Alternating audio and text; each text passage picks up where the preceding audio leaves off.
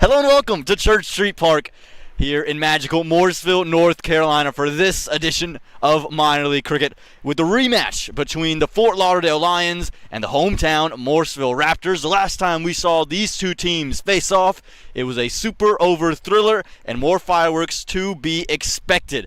Now, ladies and gentlemen, before we get to myself or Nate Hayes and any of the analysis we have to go to the toss. What happened out there with the two captains? Toss time here at Church Street Park for our doubleheader of action. Have the two captains to my left, along with the whole house. Rajanan of the Morrisville Raptors alongside Ronak Sharma of the Fort Lauderdale Lions. And if we go down the row, we have Bhakti from the TTGA, we have Sachin from Humsub over there, and then Brittany from the Music Academy of Cary, is that what? Cary School. And we also have the owners of the Fort Lauderdale Lions alongside us. Bhakti, you have the coin in hand. Yes. Give it a flip and it'll be Ronak who will be calling it. Okay. So should I flip now? There? Okay guys, good luck. Heads. Call is ahead. And it's come down ahead. So Raj, a celebration. You've won the toss. What you've elected to do and why? For the first time, we're gonna have a bowl first. Pitch looks like they have a bit of moisture, so we're gonna try to, expedite the pitch a little bit. Get Florida Lions to the lowest total as possible, and try to get a W from there. Yeah, it's been a tough start for your team this season. What are the keys for your group today? Obviously, it's a young team. We're seeing improvement, and that's the main thing. Everyone is playing as a team as of now. It's just about getting a good start with the bat, and continuing from there. Finally, any changes from last week into your team? Mahesh is out because he have an exam today, and Soham is in. Beautiful. Well, good luck today, Raj. Won the toss for the very first time. Ronak, tough luck with the toss. Had you won it, what did you want to do and why? Well, we are looking to bat first only because looks like a good wicket. With the sun, on it, I feel it's gonna break a little as we go on. This will probably be the third and the fourth innings that will be played on it. So good toss to lose. Yeah, win-win-win in the end. Coming off a tough game yesterday, but good strong signs from a bunch of youngsters. What are you taking from yesterday's game? Heartening to see the youngsters showing up. I mean, this is what we all signed up for. Again, a lot of youngsters. The good part is we saw a little bit of belief yesterday, and especially at this level, you need a little bit of belief. The feeling that I belong here for the youngsters. That's always a good sign. So good, but we still want to get our first win on the board. And finally, any changes in your 11 today? Yes, Shaunak misses out, and young left-arm fast bowler Shaurya makes the team today, his debut. Beautiful. Well, good luck today, Ronak. That is the word from the middle. The Morrisville Raptors, for the very first time, have won the toss, and they've elected to have a bowl. Well, the Morrisville Raptors finally with a toss won, and they will choose to bowl. They were bowling second last time these two teams faced off. Aman Patel joined by Nate Hayes as always. Nate, on a blistering sunny day here in Morrisville, North Carolina, we've got a double header full of cricketing action. Yes, we do, and it is always fun to be here at Church Street Park. It's kind of exciting to see how so early. We just saw Fort Lauderdale last night, just a few hours ago it seems. And we get to see them again today. They got some young players in the team. I think it's good to go right into your next game after you've made a few strides the game before. Yeah, 100%. And I think for, like you said, the Fort Lauderdale Lions, we heard from Ronak Sharma at the toss. He was very excited by the youngsters and the things that they presented in their matchup just under 12 hours ago, and how excited he was about their quality and how good that they looked and the experiences they could gain. So that'll be something for the Lions as they look to get their first win in minor league cricket. The Raptors, they have just the lone win. They have the draw as well, the no result rather. And they'll try to expound upon that today, Nate. And that young man with the ball in hand will open the bowling. Ansh Rai, the left arm spinner. And Ansh has been absolutely terrific this season. 5.6 economy with 4 wickets across all phases of the game, but in the power play he's especially good. 5 economy and 36 balls bowled with 2 wickets. That is fantastic. 5.0 economy in this power play for this youngster. He's ridiculous. And again, that comes from a game where Stephen Taylor scored a 50 in the power play. Yeah, that's true. Again, it's just the situations he's bowled in. He's been brilliant all the way through. First ball. And first runs for the Fort Lauderdale Lions. And Ronak Sharma, who's promoted himself up the order, won't start with the boundary, but able to scamper on through for 3. Yeah, it was a well-placed shot there by Sharma to get off the mark, and that'll bring up Mario Rempersad.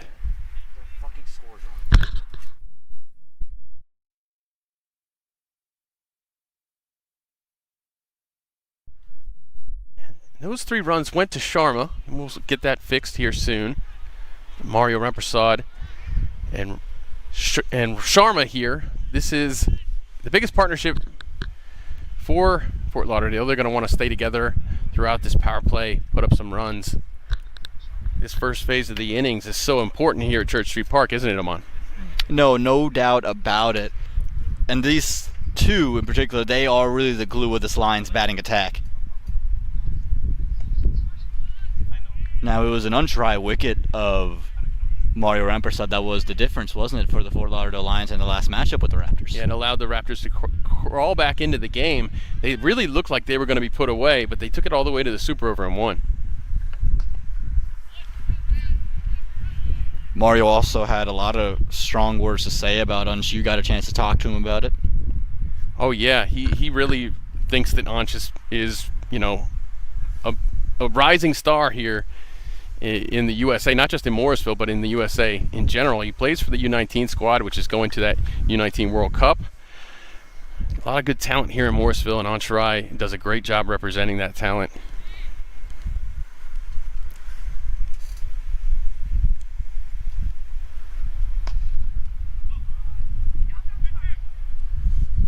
Gets through for Ronak Sharma. Interesting field set for Ansh Rai, too, the right-hander. It's the long off and a deep mid-wicket. And look who's stationed at long off, Mr. Nate Hayes. Is that Aaron? It's Aaron, right? And that one's cut away from Mario Rampersad. Picks up 4 runs.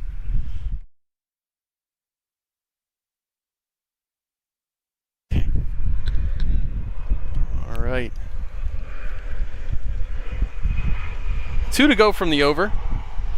Or sorry, 1 to go from the over after the boundary. Rampersad starting strong. 9 from the over so far. This one counts as an expensive over for Ansh Rai, considering his typical economy in this phase is almost half of this. Important, again, this opening stand for the Morrisville Raptors.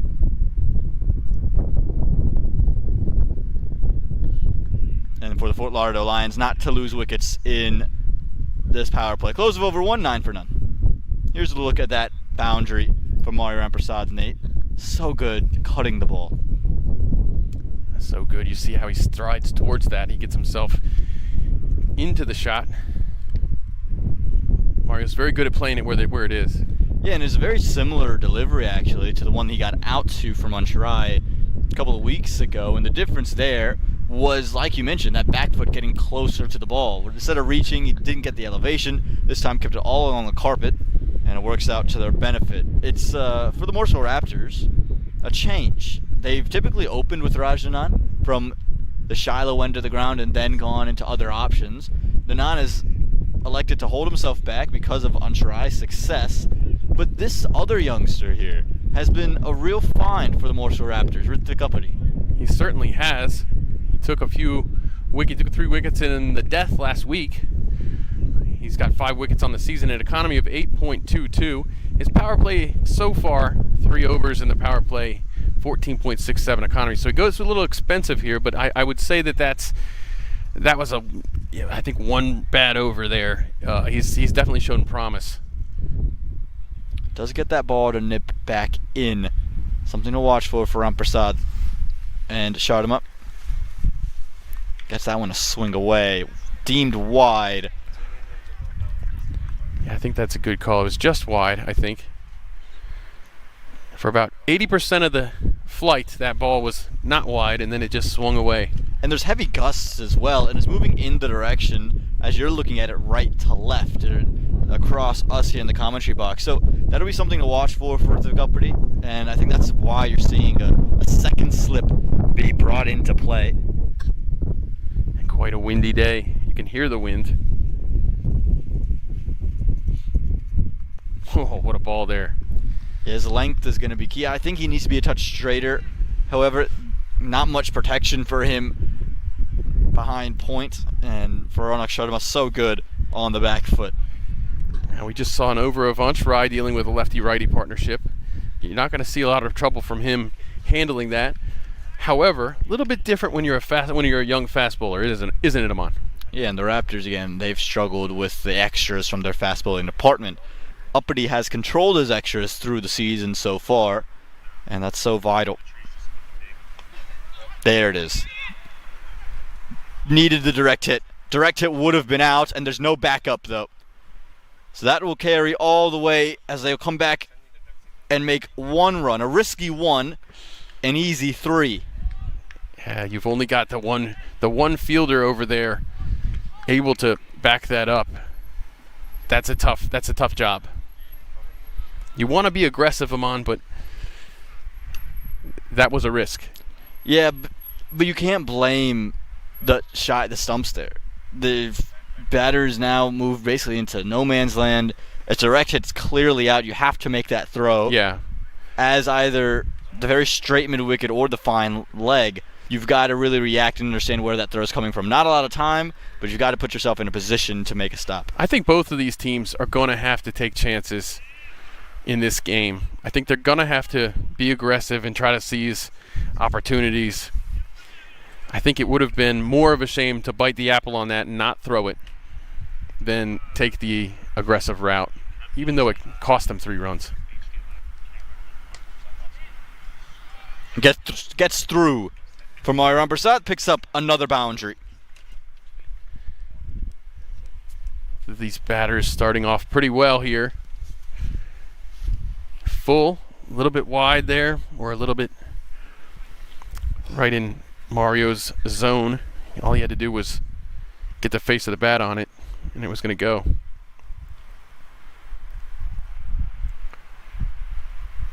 That moves Mario to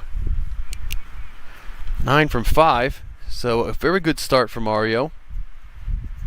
I think if there's any way to criticize Mario, it's maybe a little bit low of a strike rate. Now, he does have a responsible job for this team, so you can't judge him too harshly on that. He has to be around.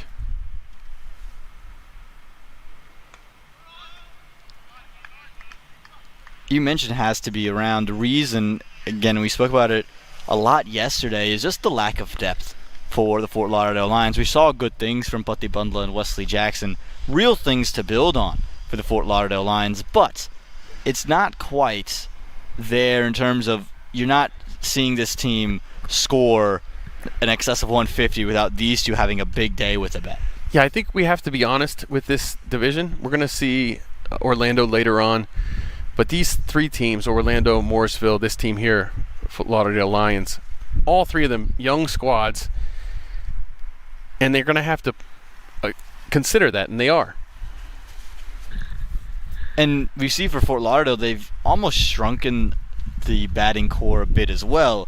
Shanak Marathi misses out today, and they bring in Shodia Vanjari. Now, he's a left-arm fast bowler by trade, so they've added an extra seamer to their midst, but they've lost a batter in the process, and a young batter who showed decent promise. So we talk about the responsibility for Fort Lauderdale. It's even more apparent today. Yeah, that's true. It is. Yeah, you're almost kind of down a batter, as you said.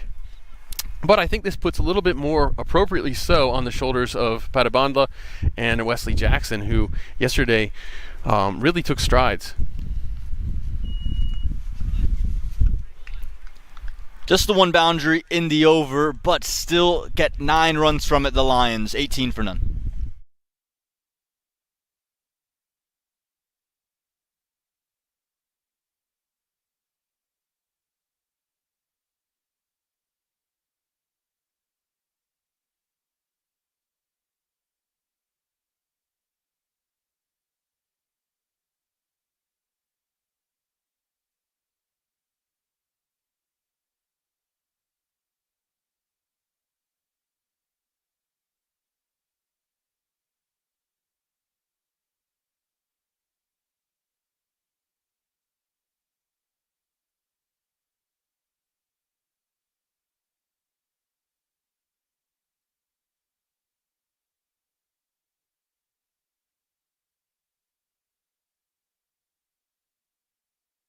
One and done for Unsh Rai. It's Raj Nanan who's now taking the ball. Nate, what do you make of the decision, the captain bringing himself on? Oh, I think it's good. Raj is good in this phase of the game. Now, Raj is good in pretty much every phase of the game. But you've just had two, pretty decent overs from the batting side, and I think you want to slow it down a little bit.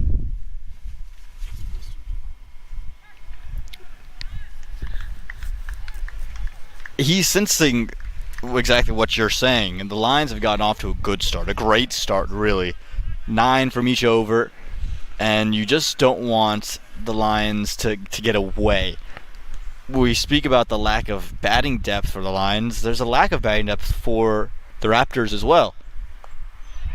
It popped, but didn't carry. So they're not looking to chase anything over 150, 160, Nate. Oh, I think they want to definitely keep it well under 150 if they can help it. That's got to be, I think they got to keep it to around 120, 125, to be honest.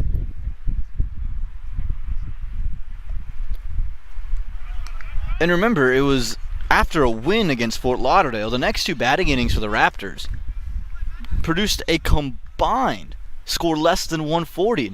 They got to 146 through 2 innings. Yeah, that's really, really rough. Their first 3 innings, they only batted 40 of 60 potential overs. That's a whole innings you've let go. Exactly. That's 2 games instead of 3, basically. It's not a formula for winning cricket, and that's why Raj has come in. Look at this, 4 straight dot balls, but quick. He gets through his overs so rapidly. And another thing, we've seen a couple of times in a row now Morrisville get off to a good start, 30, 40 runs without loss, somewhere in that range, and then just absolutely fall to pieces.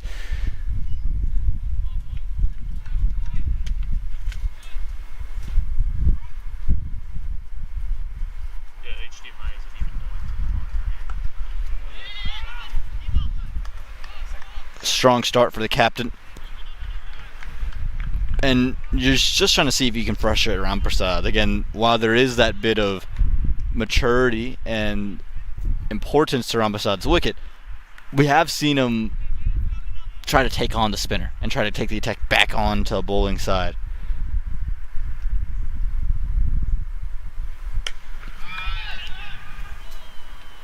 And just the one to close over number 3. So after consecutive 9s, only 1, it's 19 for none.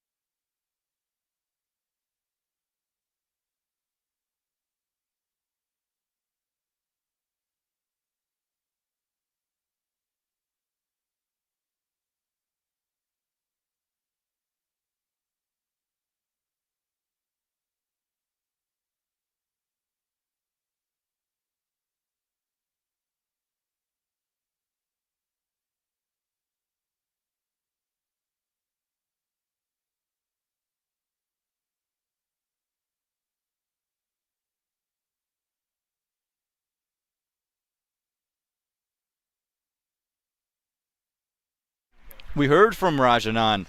Mahesh, unavailable today, has an exam on a Saturday. Saturday not exam. Great. Not what I want to be doing with my Saturday at any age. So it means Soham Agashe will have the ball. He created a couple chances against Stephen Taylor in that matchup against the Atlanta Fire. So while he's more known for what he does with the bat, he's already shown promise with the ball. Well, and he's got a bite here at a left-handed bat. But yeah, I think he's looked pretty solid so far. It's a really interesting action for Soham Agashe. Everything's really simple, but it's the finish for me that's rather intriguing. Oftentimes, pace bowlers, when they finish, sometimes you'll see their head dip and start to look to the ground. Look at Agashe's head when he releases. His arm will come over the top, but look at where that head finishes. It almost finishes on the ground like a seam bowler. Yeah, we definitely see that from Ritwik Apadi. Really gets his back into it. His head's down because of that.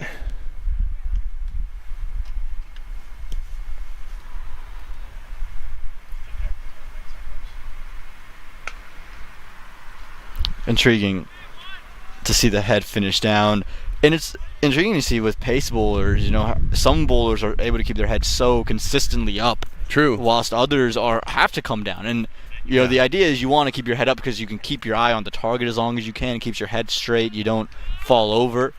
We talked about Heath's position. Mm-hmm. Heath is very much looking forward now. But yeah, you could see, you know, maybe that helps him generate a little bit more revs. You know, it's all about the amount of movement you can get, the amount of kind of torque and the way you can snap your wrist. Maybe that last little oomph takes his head out of line, but it doesn't seem to affect his accuracy.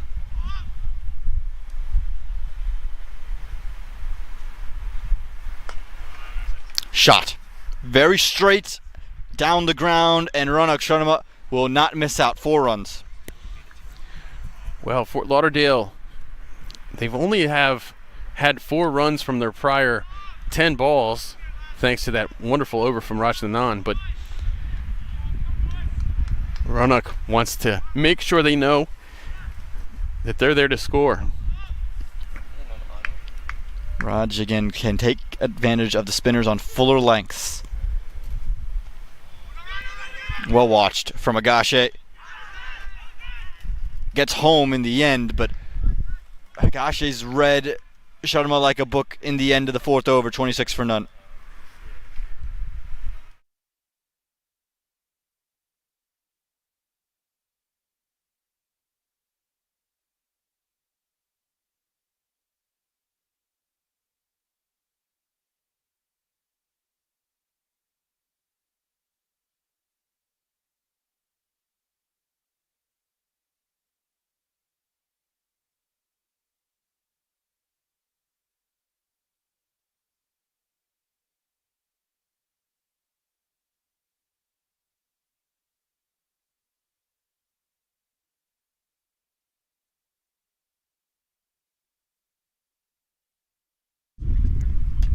More Raj Anand. Nate, does that surprise you after this delivery?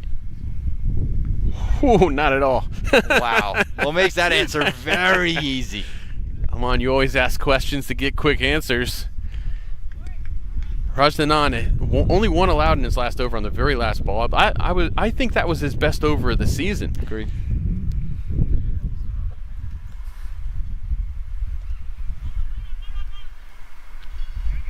Doing very well at scampering these singles, the Fort Lauderdale line. So important against Raj Anand to, like we mentioned with Ludda or Mosa, not let them get too many bites at the apple against you. Changing the field now after a couple of audacious strokes. The long off is going to come inside the ring, and it means long on and deep mid wicket out. So the offside open for Ronak Sharma.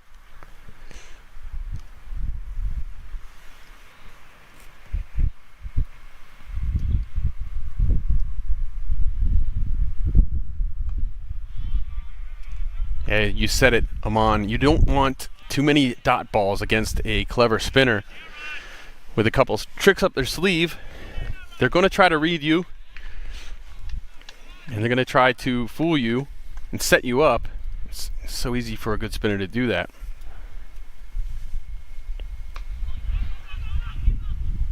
Yeah, and the length there from Anand was smart, and maybe it's also a setup from Ronak Sharma as well. 2 deliveries prior to that one, he ran down at the spinner. So Anand went short, and I think Sharma was very apt and ready for the shorter delivery. So I'd just like to continue to see that cat and mouse game if Sharma continues to try to play it with the spinners. This time it's Ram Prasad using his feet. What is an acceptable over against Raj Anand? Obviously the first one went for just 1, but where would you want to be as a unit against Anand? Well, after this, you only have one over of power play left if you're Fort Lauderdale. As we said, at Church Street Park, things slow down quite a bit in the middle overs, go for about a run a ball. Right now, I think you're had a run of ball if you're Fort Lauderdale. And I think at this point, get through the over and go after the next guy. And they listen straight to you, Nate. Stays under a run of ball. 5 overs gone, 29 for none.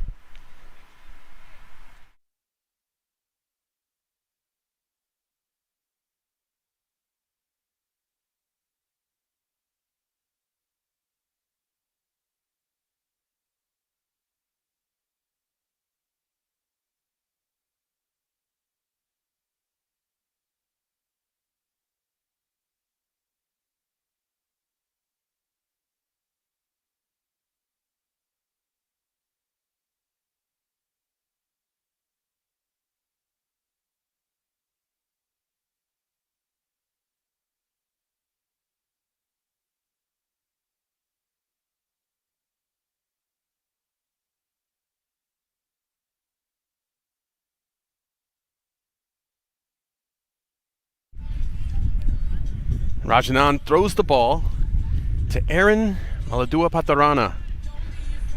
I talked to him before the game. I just want to make sure I was pronouncing his first name correctly. Mm-hmm. I told him, I said, all this time we've been trying to get your last name right, and we've been saying your first name wrong. And that's the easy one. It's Aaron. Well, there you go, Aaron. And makes it nice and easy. Aaron's pretty popular out in Morrisville, whether there's Aaron Jones or now. It's a great name. It's a great name. Maladua Patirana. I actually have a friend who spells his name Aaron the exact same way. Okay.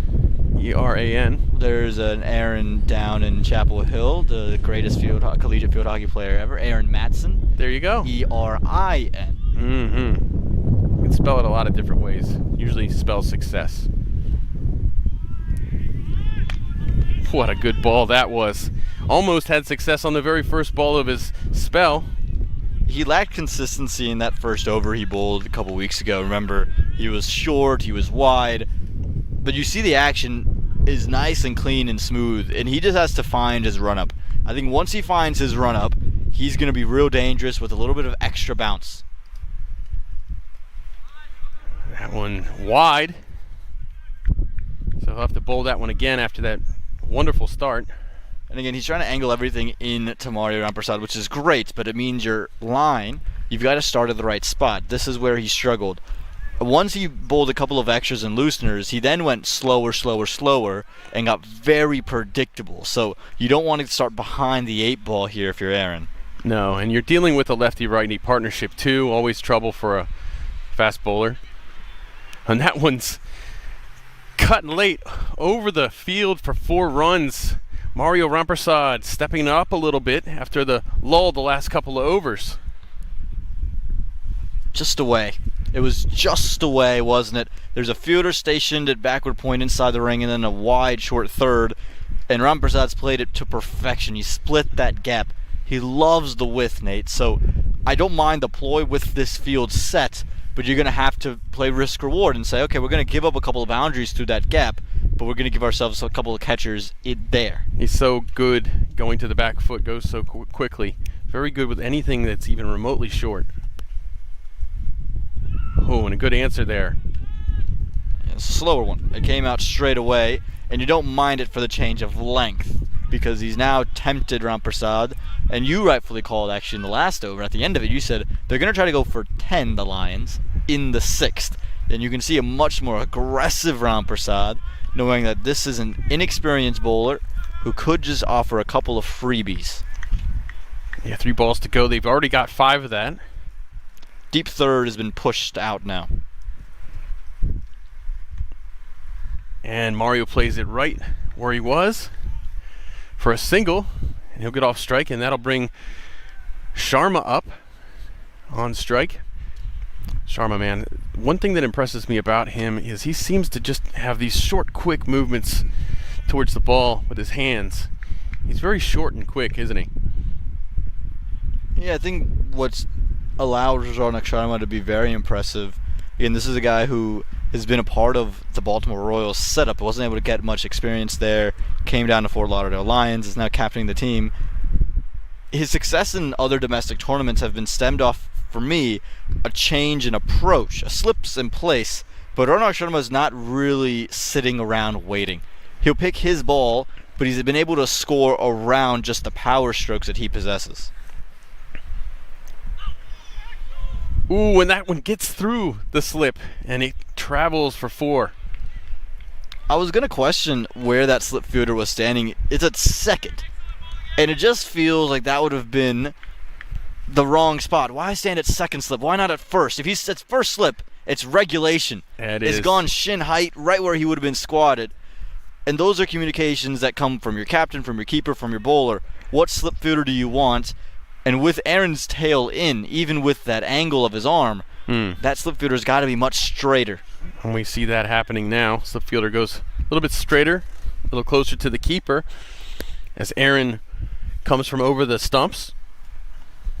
Ronak Sharma gave him that 10 runs so far.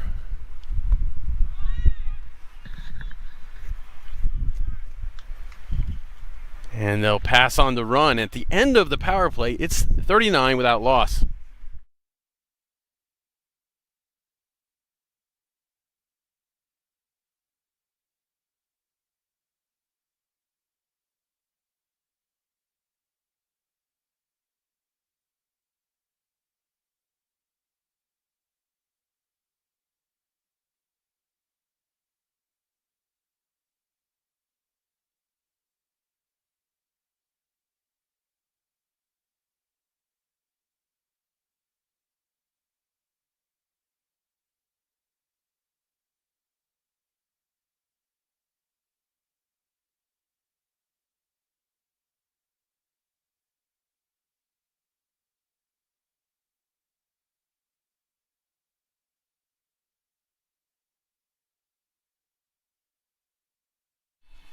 And we will start the first over of those middle overs with Adi Gupta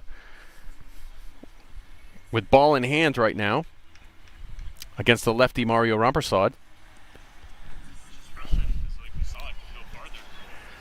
And Adi Gupta, Aman, I don't know if there's been many more young players in this area, or maybe even around the country, that have shown off so much talent so early as Adi Gupta did in his career.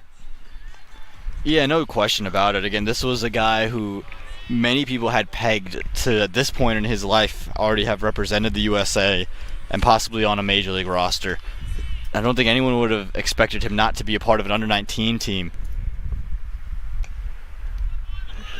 And they're going to look for 2 here.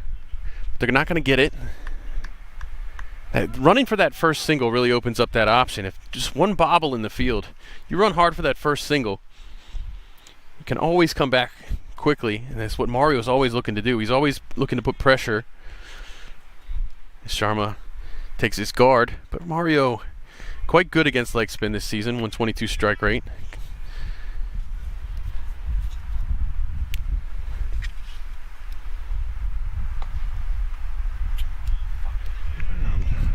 Ronak won't make anything out of that. That was very wide, but also very, very full.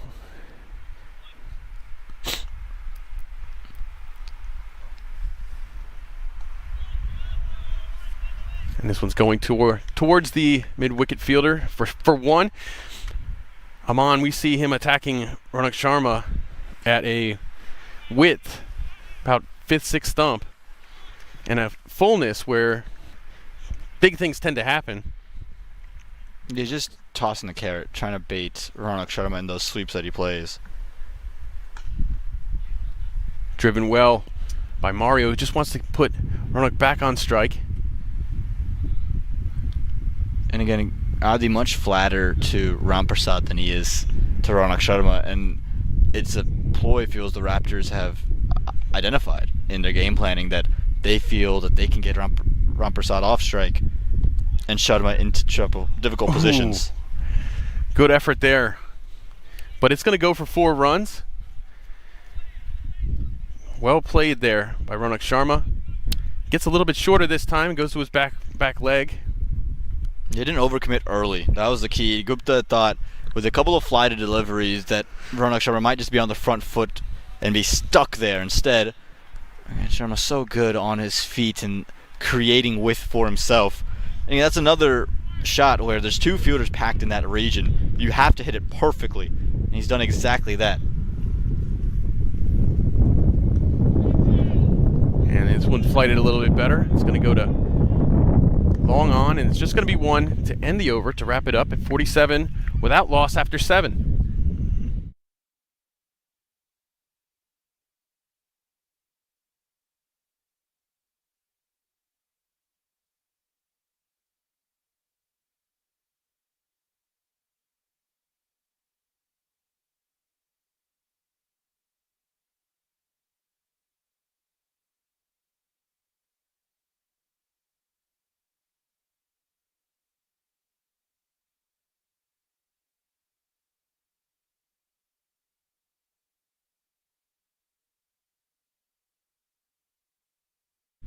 On try back in the attack, this time from the Cedar Fork end. We saw him earlier from the Shiloh end. And Ansh was still with 3 overs to his quota. He went for 9 runs, expensive for him. Didn't find his way back in the power play attack. But Morrisville did quite well in that power play regardless. And now we'll see Ansh in the middle overs. Slightly more expensive in those middle overs, but just as dangerous. Ooh, Aman, what a ball there. Now, do you think maybe there should be a slip in place here? I'd say no. Again, the idea here for the Raptors have been to throw it up to Sharma, let him try to play with heavy hands. So that's why the short third's there for a catch out. There, the slip fielder's not going to affect that. Yeah. He's not looking just to push it into a gap for 1. He's looking to really drive it away. So the short third becomes a much more valuable option. Yeah, that's a great point, Aman. And you could see Sharma striding to that one. He's not going to do what he was doing against Adi Gupta with the more flighted delivery, trying to pummel him to mid-wicket. He just went with the ball that time and played it for a smart single. I think it's safe to say that Fort Lauderdale have identified Ansh Rai as a serious threat. Quicker that time. And got away with that 100%, and Ramprasad frustrated with himself. Yes, it was quick, but it was a drag down from Ansh Rai, and you just had to put it anywhere 3 feet left to right of Nanan.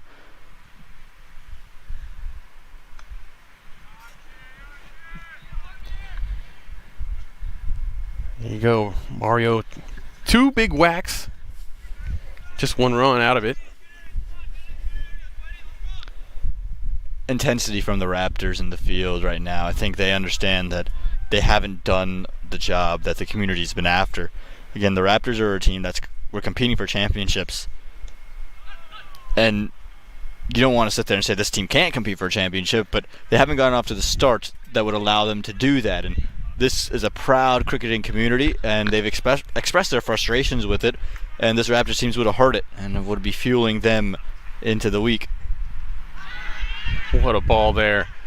He's going to appeal, but they're not going to give it. I think Sharma coming down the wicket made that a tougher call to give, but I also think it might have been going down the leg. All right, let's take a look at it again. I thought it might have missed outside off stump. I thought that's where the impact was for me. Oh, yeah. He shuffled just right. outside, and that's why the decision wasn't given. I think if it hits him in line of off stump, he's going to be given out. No, I think you're absolutely right. Yeah, looking at it again, he just intercepted the pitch pretty well to see where it was going to go. But yeah, I think you're right. I think it did strike him outside of the off stump, and that'll wrap up a 2-run over Fort Lauderdale, 49 without loss. They got to get a move on things.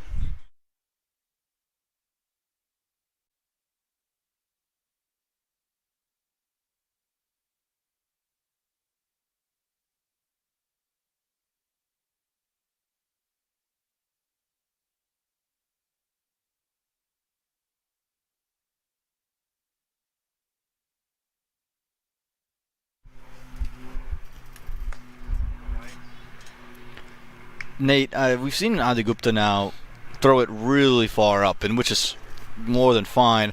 I would just like to see him try to turn it off this wicket. Ansh Rai got a couple of deliveries to grip a bit, and I think Gupta's got a deceptive googly, so I want to see him identify that stock ball and really hit it early to these Fort Lauderdale batters. That one right in at the toes. And yes, from there you're giving up ones, but I don't see yourself as a wicket-taking bowler there. Maybe that's not the role that he's been enacted as the 50s come on the board. Maybe for him it is, hey, let's keep runs to a minimum. If that's the plan, that's the plan. But as a used wicket, take advantage of it here as a spinner, I think. Yeah, I like it when he's bowling a little bit wider and he's tempting Sharma because it does set up that googly really well.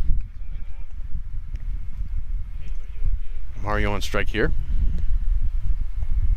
There. That's what I'm referring to. From that position, he's got the ability to bring the ball back in and attack off stump and keep sliding it away.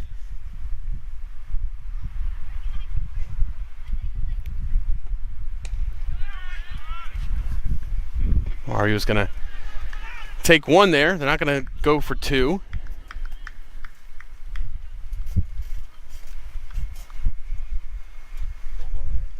And again, I think for Adhigupta, that's a better place to be. Yes, you can still give up singles from there, but you're in a wicket-taking mode. And as a leg spinner, that's what you're in the team to do. You're not in the team to go dot balls. You're in the team to break through. You see that big swing from Sharma. He's really trying to up the run rate a bit. But that's what you want, right? You want that aggression. You want to bring that out of the batter. Yeah, maybe Fort Lauderdale at some point can sit there, and I wonder what their 10-over score of mind was and what it has adapted to. Skipping down the ground. That's going to go short of the fielder. All right, but you can see the urgency starting to build up on these batters as they move around and try to make something happen. And that'll be the over. 54 without loss. Fort Lauderdale once again need to get a move on things.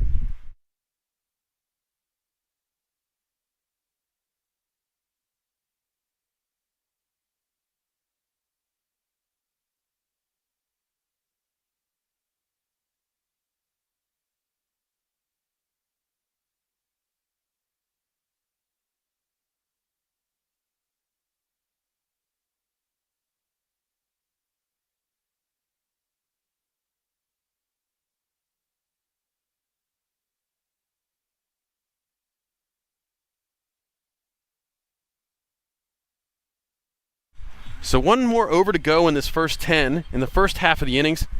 I'm on 54 without loss. You got to think Fort Lauderdale aren't really near where they wanted to be. And this will be a challenge over for them in terms of what their goals are. Ridhva Gupti is back in the attack, so it's more pace. Ram Prasad likes width, but he tends to slide it across the left-hander. Is he going to go after the young man here? Or are they going to be happy to get to 60 runs at the end of the over and be 60 for none at the close of 10 and allow themselves that platform? That's the question we'll have to wait to be answered, but I think you'll find out very quickly on ball one. Yeah, and 60 gives them a run a ball, which if you take that across 20 overs, that's that 120 I said the Raptors would probably want to restrict Fort Lauderdale to the 120-130 range. So if you're the Raptors, you got to be feeling pretty happy about this, but you do want to get that breakthrough wicket anyways. Make things even harder for Fort Lauderdale.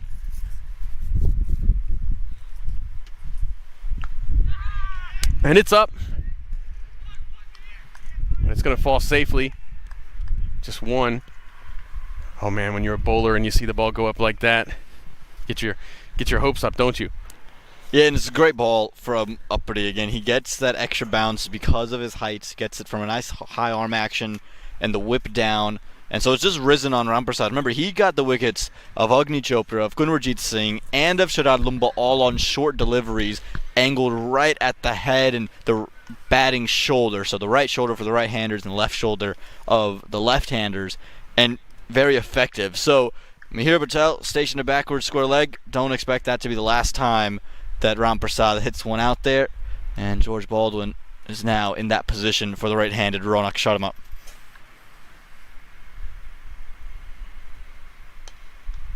Right on the legs there. Yeah, you said it. A pity last week. I think he surprised a couple guys. The ball got on them really quickly on that shorter delivery, on that shorter length. We've seen him not really bring that out yet today. And like we said, it's crucial to lines you bowled around Prasad. He's so good with width. You almost have to be glued to your stumps and really glued to middle stump.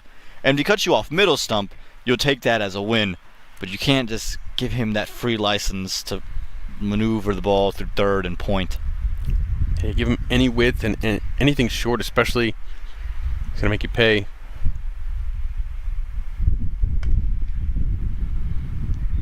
Oh, and that one gets through Raj Nanan. It's going to roll away for 4 runs. Unfortunate for Ritik, but he's actually a really phenomenal delivery. He's read the movement early, is hit high on the bats, and Nanan just unable to get to the ball. The danger of having that long off-fielder inside the ring, but you'll take it if you're the Fort Lauderdale Lions. Oh, that's such a challenge.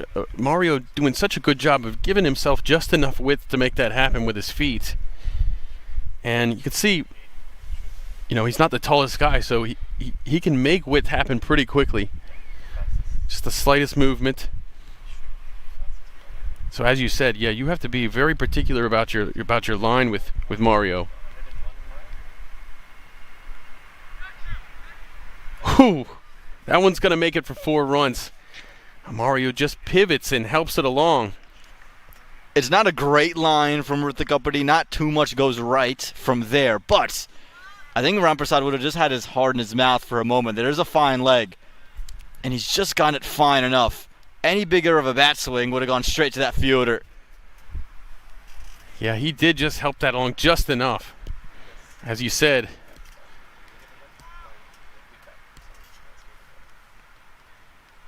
maybe a little more width would have helped him there. Would have put it right in the fielder's hands. Prompted a change in the field. Third and fine come inside the ring, and long off has gone into the deep along with a deep mid-wicket. So it looks like it's going to be a fuller delivery.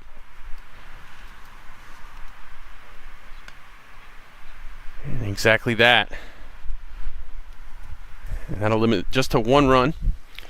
But for the Lions, they don't have to do anything now in the over. Again, the question was, is it going to be 60 or can they get above it? They got to 65 with the ball to spare. I don't expect Ronak Sharma to take any big risks here. It just wouldn't make sense to. You can now go into the 10 over break with a platform to get yourself to 130, 140 with 10 wickets in hand. Yeah, there's no reason to do anything rash here. I think Ronak was just going to try to pounce on anything that's a little bit loose, anything that's an opportunity. Otherwise, be careful. And you see the slower delivery there and the scamper for 1. Mario running through quickly there. At the end of the first 10 overs, Fort Lauderdale 66 without loss. Yeah, brilliant start for Fort Lauderdale, and it's been brilliant here at Church Street Park, everything we've gotten to see, and the people who come and join us. You saw we had a loaded toss party out there in the middle, Nate. Felt like we were having a party out there. Well, we were able to chat to them one by one. Let's have a listen to what they had to say. Here with Bharti Venkatnagadi of the TTGA. How exciting is it to be here at cricket? I'm very excited today, and especially thanks to Praveen who invited me here.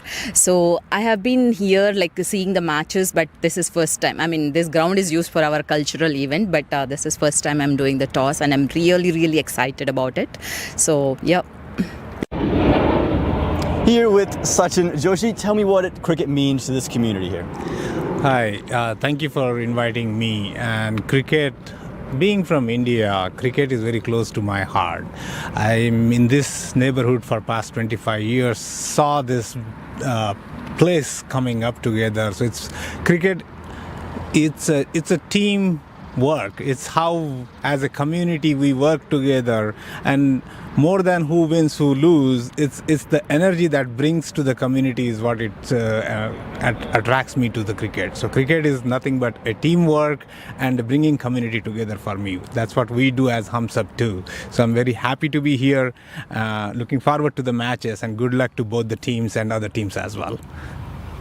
Here with Brittany Jones, today's national anthem singer. How excited are you to sing today's anthem? Well, I'm excited because I think it's an important time, especially in the season of the world that we're in right now. It's important to see that we can all come together in the country, and so the national anthem's a really great way to do that.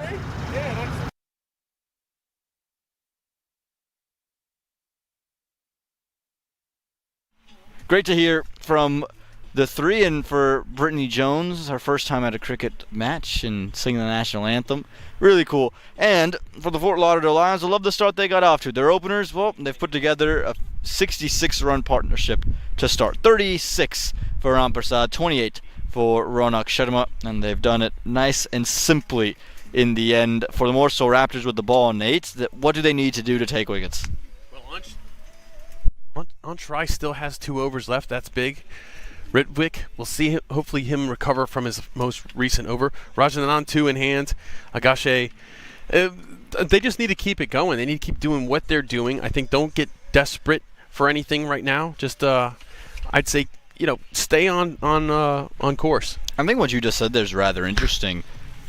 Only 66 runs on the board. You can chase down, you would believe as a team, to get to 132. You'd feel that that's more than up your sleeve. And with the starts the Raptors have gone on to with the bats, if they can get to 150, it's just about when they lose wickets, not losing them altogether. Yeah, that's right. It's what happens after the wickets for the Raptors. Their run rate dips dramatically. Usually another wicket falls shortly after. If they can just keep their heads, and I think that starts now. That starts with this innings. Keep your head. Keep things in context. Keep things in perspective for yourself. Understand that you're doing a good job eliminating this team, but also get excited when you take a wicket finally, if it does happen. Yeah, I think that the most important thing for the Raptors is not to panic, right? Stick to your basics, and they've gone back to Aaron with the ball in hand. A streaky first over, a couple of unfortunate boundaries for him, but this does feel like an over Ronak Sharma's going to attack on, Nate. Yeah, it feels like he's got to have the permission now to just go for it.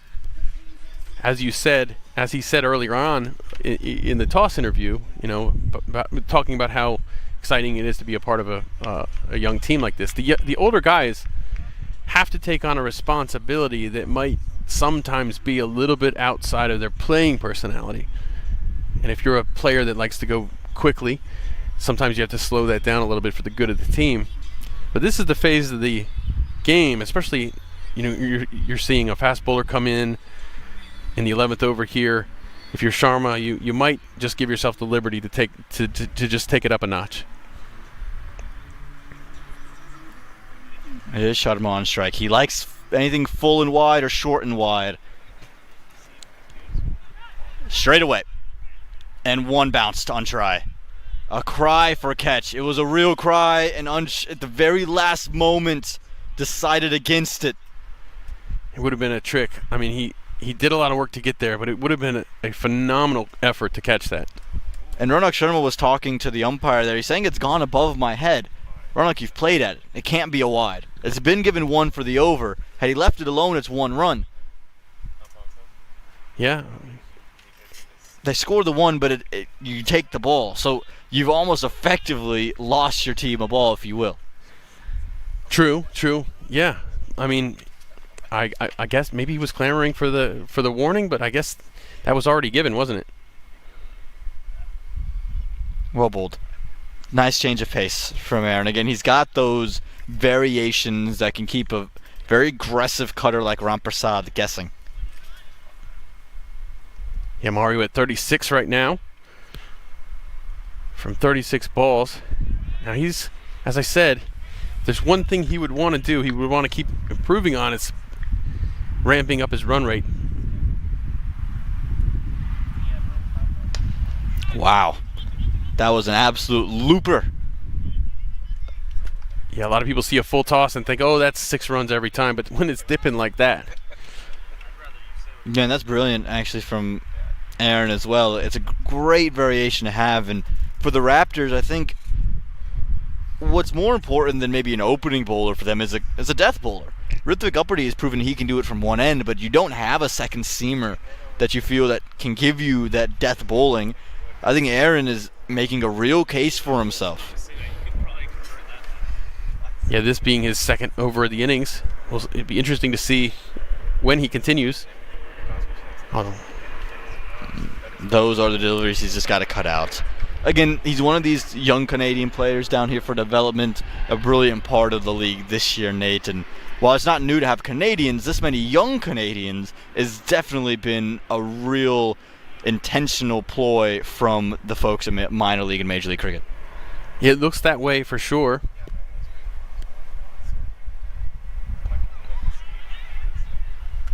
Gets there in the end. Just expound upon that, Nate, what it means to have those young Canadians in the league. Well, I think it ultimately it makes the quality of the league even better. There's 26 teams across the country. You want as much quality as you can. You want the young players to develop. Getting the Canadians in helps bring their best players here, their best promising players to the USA, which only makes the league better.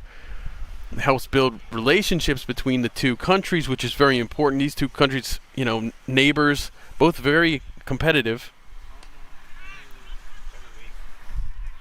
And you talked about the 26 teams across the country, so much action here this weekend. Already a result today. Kings 11 continue their domination in the Central. Chased down 174 with an over to spare.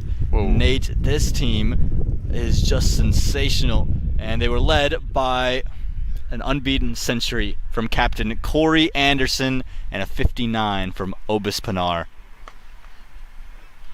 Man, I'll tell you what, seeing Corey with a century is great, but how about that dipping ball again? Off of just 48 deliveries. Close of 11, 73 for none.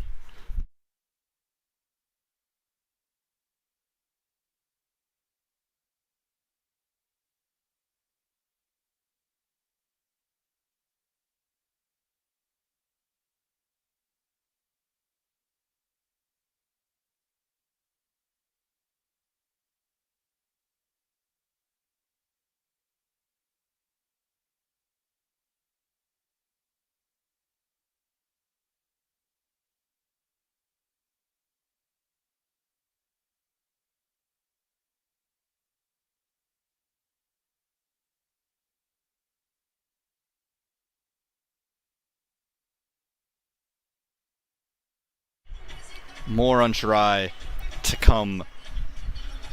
Feels as if he might just be bowled through the 15th here, Nate. Yeah, it's interesting. You mentioned who's going to bowl in the death, and we've seen Unch actually deliver in that phase, but I don't think he's going to get all the way there today. Outside leg. Another result we have in the league, there's been a couple of them up in the East. The New Jersey Somerset Cavaliers yet again beat the New England Eagles. They bowl them out for 87, or excuse me, not bowled out, but an reduced overs game. 87 for 9. And then able to chase it down in just 10 overs thanks to a 50 from Chandrapal Hemraj off of just 34 deliveries for the Somerset Cavaliers. Also 3 wickets for Salman Nazar and Viraj Desai, Nate. It's a very good team there. It's an unfortunately difficult start to the season, but they always seem to recover, don't they?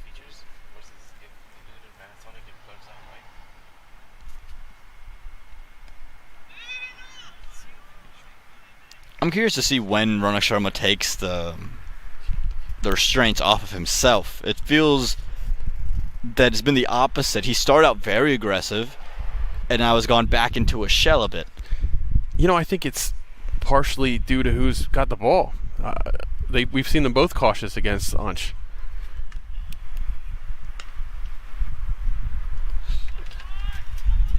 Wants 2, Ramprasad. And they'll get it nice and easy in the end. It didn't feel like there was always 2 on offer there, Nate. No, that was well run. Definitely well run. It just goes to show, as I said earlier, these two are taking that first run hard so that they always know they have a chance to come back too if they see an opportunity, and it was there. More results around the league. The Stallions claim a 63-run win over the Yorkers, led by 82 runs from the bat of Saiteja Mukamala and 44 from Dominic Ricky as well. Couple of great USA players there. And with the ball, it was Rushik Patel. 4 wickets for him for just 15 runs in 4 overs. Sachin Lavarapu also cashed in with 2 of his own. Close to 12, 77 for none.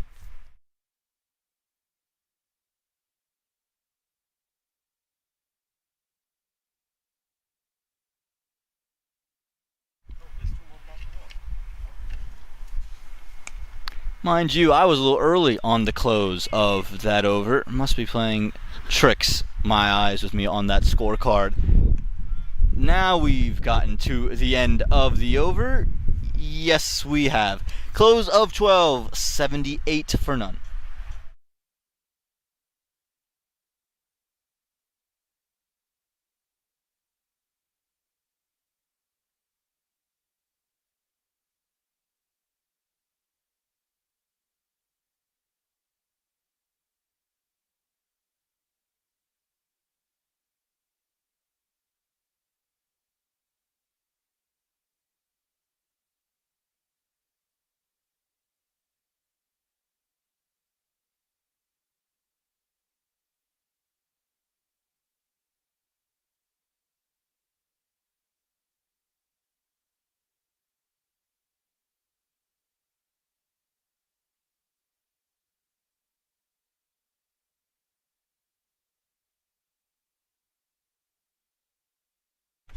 Murray Tyson's got the ball in hand, the young leg spinner.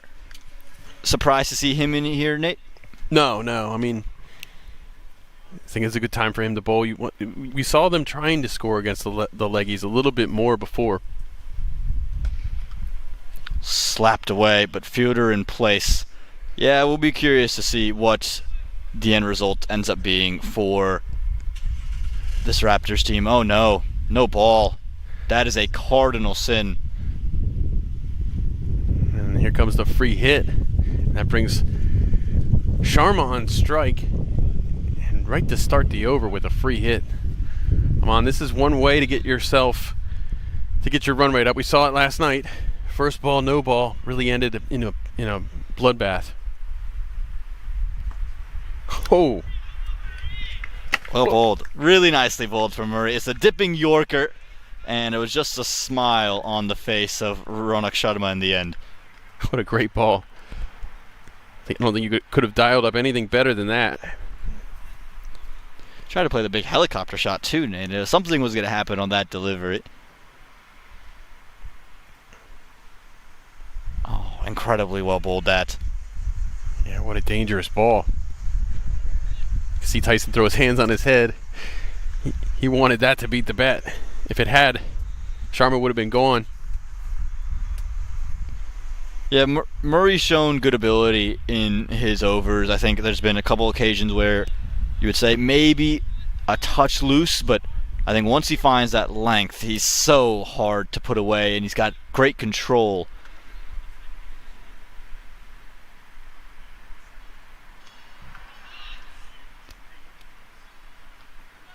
Overthrows won't lead to anything. Interesting action as well, Nate. It's not a typical leg spinning action, is it?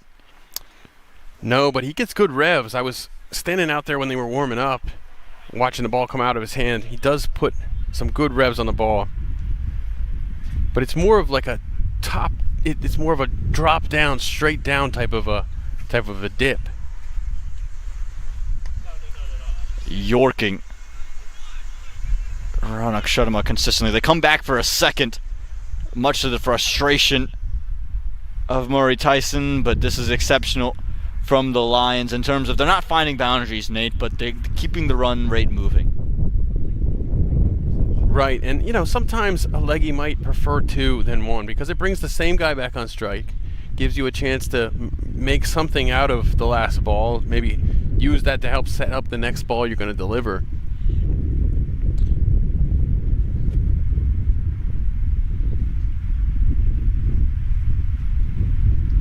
Very straight, very straight. No. Why was that no? Ooh, that looked really good, Amon. That looked really good on the leg stump. Oh, I don't know how that missed, but it looked like it was hitting middle and leg to me. Was there bat involved? It was a subdued shout, it felt. That would be the only thing to me that would save him. Don't want to bowl there. Never gonna work. Lifted 6 runs for Ronak Sharma. Oh, what a statement to make by Sharma there on the very last ball of the over. It was looking really tidy for Tyson right up until that point. Hard luck there. Fort Lauderdale 90 without loss after 13.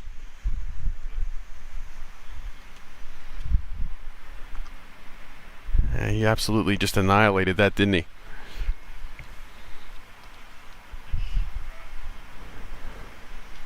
Unsharai out there with the ball in hand.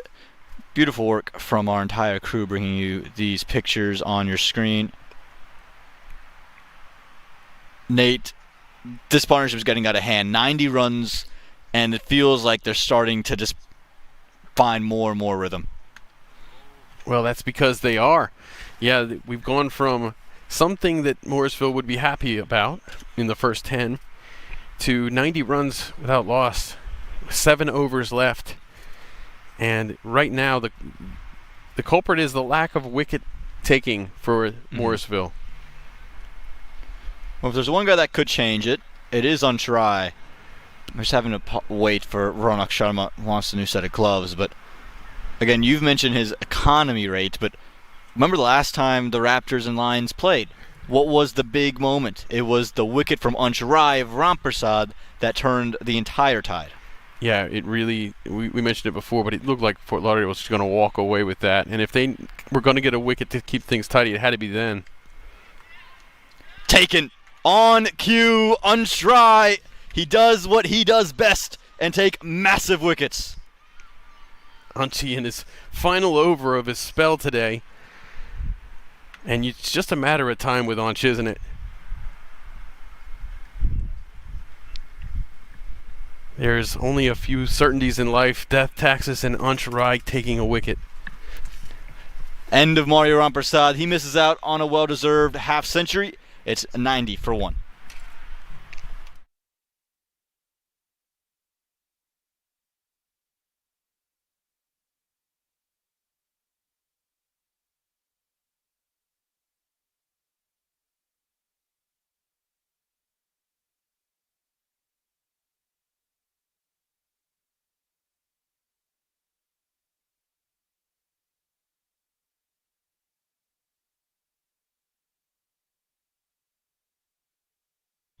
Beautiful to have fans out at Church Street Park, enjoying all the action and enjoying that young man there, Unsharai, Nate. Yeah, Anchi, what a great job from him. We see the fans having a great day here at Church Street Park. It's a beautiful day today, Aman. Let's just have another look at that wicket, Nate. He does this so often. A touch of width, and as you see, it gets cut away, high off the blade, and simple in the end. Really nice from Unsharai. Great control and great understanding of where to take his wicket. Yeah, and Mario trying to be proactive there. Just kind of hurried him a little bit too much. Maybe not the right ball to try that, but as you said, Anch just getting so frequently getting results, and there we go. There's Junaid on the camera work. He's one of the best in my opinion. I don't think it has to be just your opinion. Have a great crew around. Junaid and Gus on the cameras and making things happen.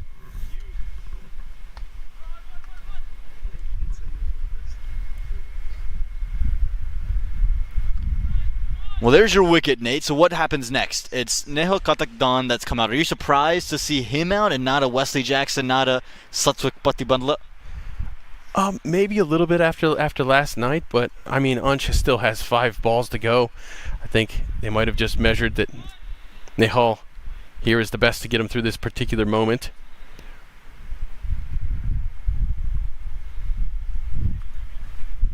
Nicely run. A lot of work to do for Uppity, but I'll be able to do it nicely in the end. Yeah, I think you're absolutely right. There's no reason to risk the wicket whilst Unsharai is bowling. Nehal can hit a couple of big lusty blows, but you do feel like Jackson and Patibandla are your best options in the back end of your innings. I would have liked to see actually Jackson in the mix here, just see maybe the reverse sweep if it would come out and do some damage. Oh, I think we'll see them today. If Morrisville can manage a couple more wickets, I think we'll see both of them. Oh my God, just picked the fielder. So frustrated with himself, Ramprasad. That was a real loosener. Oh yeah, Sharma there just missed that one. Oh my gosh. He could have put it just about anywhere else. It's runs.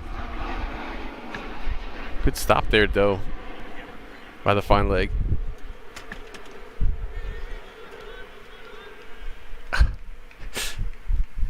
You could see Anchi making the batters worry a little bit. One more ball from the spell for Anshrai.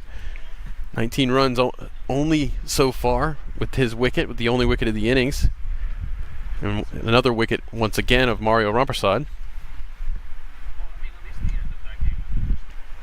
Excellently stopped by Adi Gupta in the infield. Closes out Anshri's day quite brilliantly. 4 overs, 20 runs, and he takes the big wicket of Rampersad. That's 94 for 1 at the close of 14.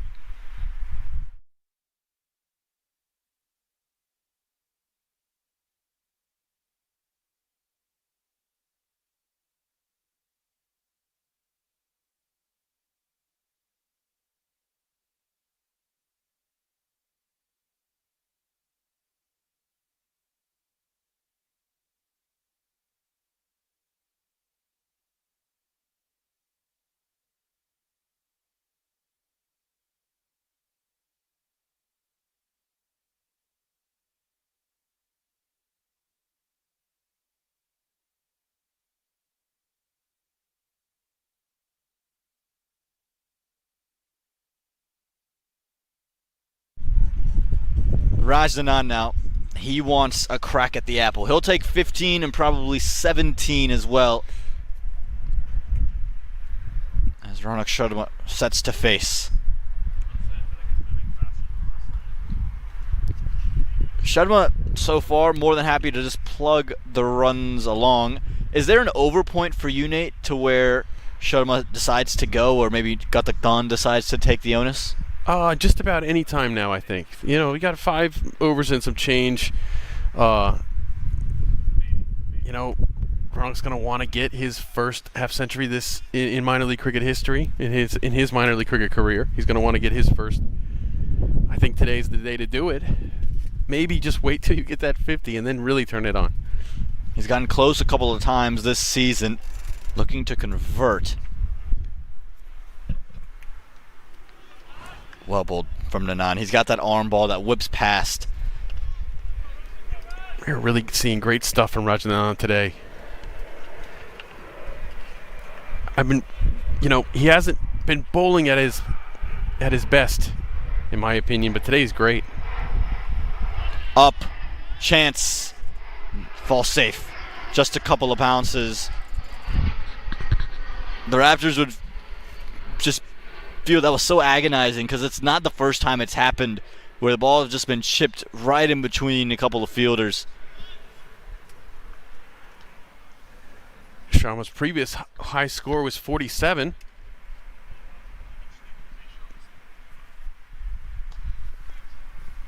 And again, I think you're absolutely right. I think he's sensing that not only is his milestone available, but the fact that he might have to be out there at the end, Nate. Yeah, I think he should.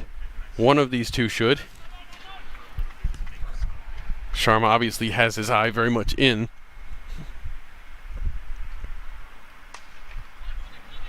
Calls for 2. They come back? No. Great work in the deep here for the Raptors. Those are moments that can save you games. Remember, the margin of separation between these two teams was literally 0 runs.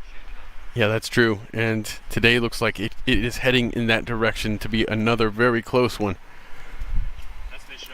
These last couple overs so big for Morrisville in slowing down what was becoming a peaking run rate.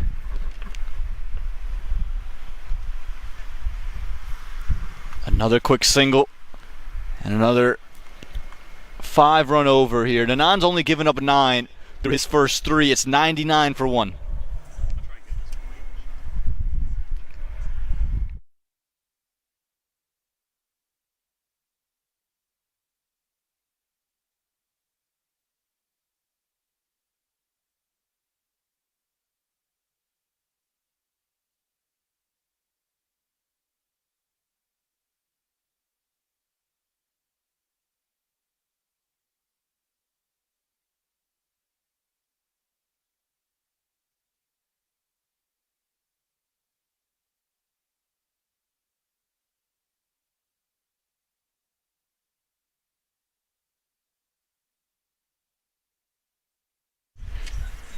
And Ritvik Uppady will get the ball in the 16th over from the Cedar Fork end. And you've seen him pretty much exclusively bowl from that end this season, haven't we, Aman? Yeah, he's been very much in that frame at that Cedar Fork, and he's used it nicely and has inspired the youngsters that are here around the ground at Church Street Park. Again, he would have been one of those kids just a couple of years ago, Nate. And it's an inspiring story, and it's what minor league is all about. Well, it's crazy seeing people growing so fast. I think the older I get, the faster everybody else grows. And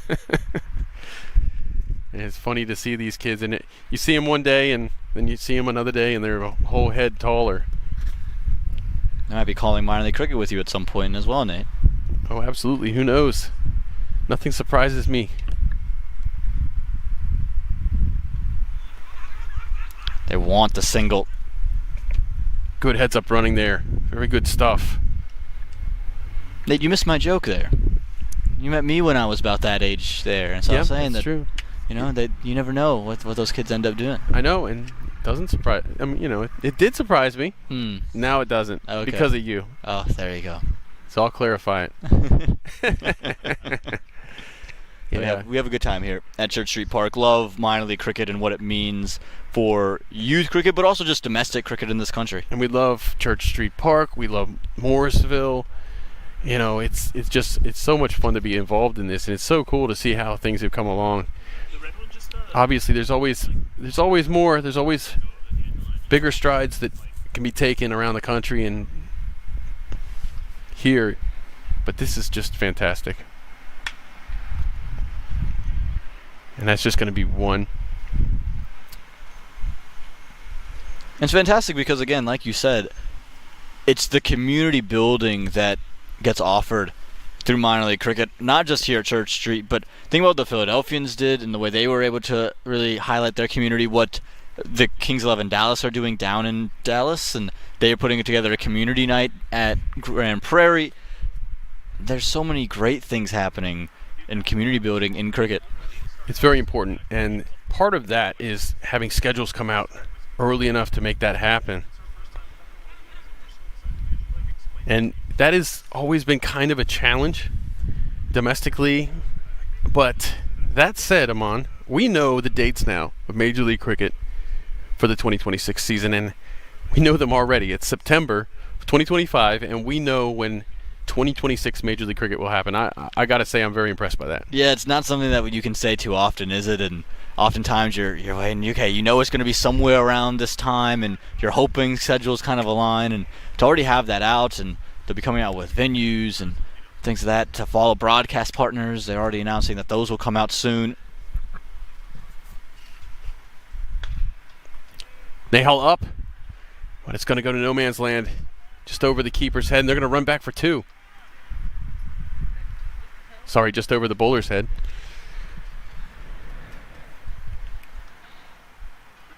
Oh man, Ridwick knows he knows that they got lucky on him there. Yeah, Nate, and again, let's talk about Major League, the venue options. What are the options? Is it back at Church Street Park? Is it going to be same three that we see from last season? I think that Grand Prairie obviously is going to be one. I think Oakland Coliseum would be amazing get again for Major League Cricket. Has to do that. We have to have that. I've got all 10 of my fingers crossed for Church Street Park right now. Oh, once again, Nahal not really getting much bat on it, but getting just enough. These last couple of balls, he's definitely trying to get the runs on the board at this phase, and this is exactly what you want to see, I think.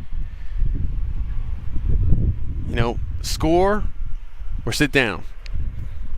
You have 9 wickets in hand. Come on. Yeah, it's time. It's time to go and time to innovate and see what you can get your hands onto. Trust Butty Bundla and Wesley Jackson to go and score again. And I think Gatak Don has tried in the previous couple of deliveries. It just hasn't come off.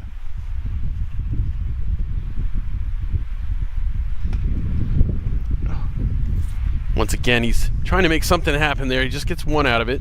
And give a lot of credit to Ritvik Uppady as well. He's kept things really nice and tight. Hasn't given much width as well, and has changed his length rather nicely. Close of 16, 105 for 1.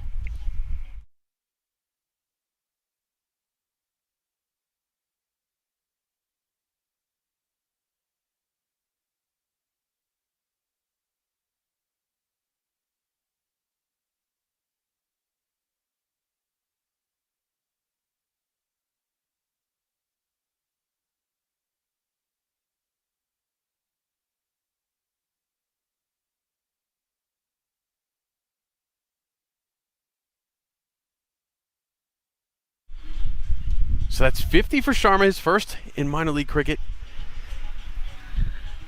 Snuck by us there.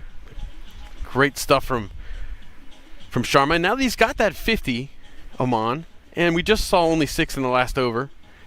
Nehal unable to really connect on a couple lusty blows.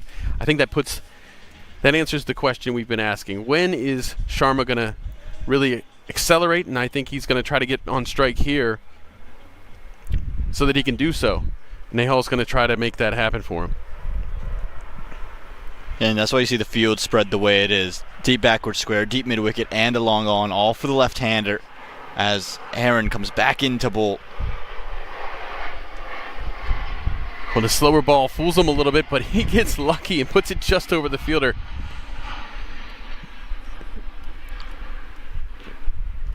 And it's going to go for a couple. They run for 3, Nate. It's exceptional running and recognition from Ronak Sharma, knowing that Somagashi on the boundary had some work to do. You said lucky for Nehal Katakdand. I actually think he's played it rather beautifully because he's recognized that he's got to play behind square, so you can see him on the shot turn the entire body, his entire hips, and try to push it square and lift it. Well, he certainly did that. Sharma now, 50 from 44. We've seen a great innings from him. I think now's the time to really put your foot down.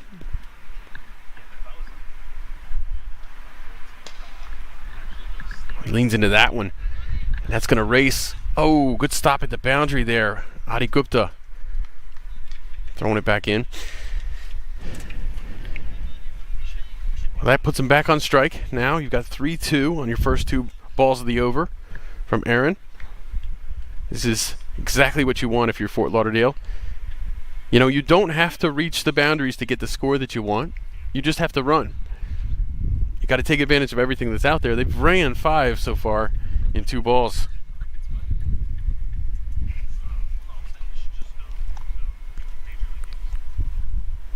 Wide there. Sharma just letting the extra run happen wisely. Yeah, we've seen Aaron there just maybe ask the question. I don't think he has much of a question to ask, to be quite honest with you. For my money, it was wide the whole way. Oh, actually, it might be a lot closer than I thought in real time. I think it's just, it looked wider than it was because of where Sharma was taking a strike. But he hammers this one dead straight, and it clears the boundary for 6. Sharma, as I said, putting his foot down now. Really squashed the bug on that.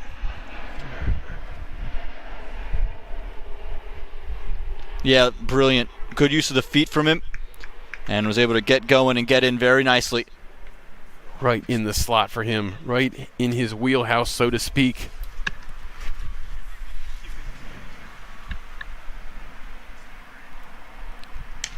Oh, and he goes big again, this time deep mid-wicket. It's into the asphalt. It's into the sidewalk out there. 2 6s in a row from Sharma. And now those 5 that they ran in the first 2 balls, even bigger.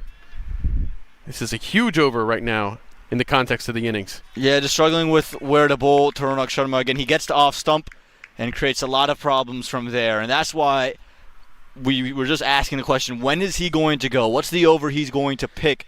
And he's picked Aaron, because he knows this is the most inexperienced member of this bowling group in terms of being a part of the Morrisville Raptors. Ooh, better delivery, much better delivery there from Aaron. That was a good dipping, slower ball. They'll still get 1 out of it. But at that point, Nate, the over's over.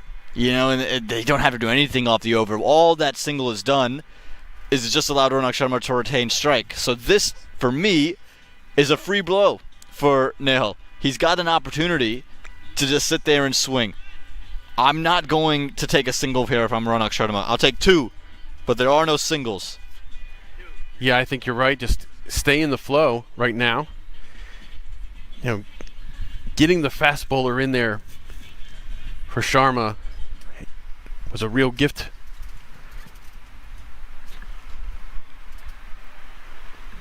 And he's made the most of that. 19 runs so far on the over. If I'm Katakdan, I move to off stump.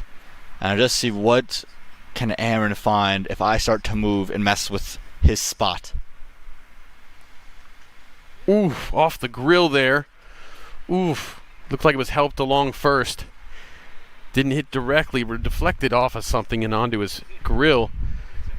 But they're going to call in somebody to take a look, and they're going to say that's leg byes. And at the end of the 17th over, it's 125 with a loss of 1. Let's have a look at that, Nate. Again, I think you're absolutely right. Oh, maybe just deflected off the gloves? Yeah, either that or his arm. Maybe a little higher up his arm. But that's never fun. But the score on the board already, Nate, is 124. Still the 3 overs to go. So if you're the Fort Lauderdale Lions, we talked about how 130 is kind of where the Raptors would most want to be. Yeah. You can get to 140, 150 from here. Oh, I think they got to be looking at 150 if you're Fort Lauderdale. You know, we talked about yesterday how they were out of the game. They had to create little goals for themselves in their batting innings. They don't have to create anything here. The mission is pretty clear. Put up some runs, defend the runs. Right now, I think they will be sending out some youth if there's another wicket. And with those youth, you don't want to change anything for them. You want to give them exactly the mission you would normally give. And I think 150 is definitely a reasonable thing to target at this point with 3 overs to go. Yeah, and again, this is why Nanan's over is so crucial. And does that change Ronak Sharma's approach? I think it ought to be honest with you. I'm happy with a 5-run over here. Why am I happy with a 5-run over if I'm Fort Lauderdale? 1, I've already gotten to 125. So 5 runs gets me to 130 with 2 overs to spare. Now there is no more Raj Anand to face. It's going to be seam up from one end, and they're going to have to find an option from the other. Because Ritvik Uppity is going to bowl 1. Who bowls the other? We don't know yet. It could be Aaron. It could be Murray Tyson. It could be Adi Gupta. So for me, take your 5 runs. Don't give up your wicket. You say the same is true there if you're Nehal? Do you think you just play for a single here, or do you try to take him on? I think it's the opposite for Nehal. He's the one who, again, isn't in, so he can afford to try to take on Anand. If there's one guy to do it, it's Nehal. And Raj with wide there. Yeah, I think you're right. Well, we've seen such a great innings from Raj Anand so far. Only 9 runs conceded in 3 overs.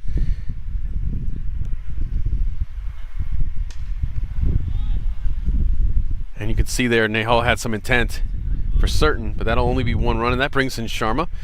And he'll just be, as you said, Oman, he'll probably just be trying to play a single right now. And again, it's a smart game. Where are your gaps? There's now a fielder being brought into mid-wicket. So that's Nanan saying, hey, we know you're going to try to turn it into the leg side. They've maneuvered that fielder around and have reopened mid-wicket. So if I'm Nanan, you're looking to start balls on off stump and see if Sharma's willing to turn and put the face and close it, and you slow your delivery down. Try to catch your leading edge. Yeah, absolutely. Gives himself some space there. Works a single.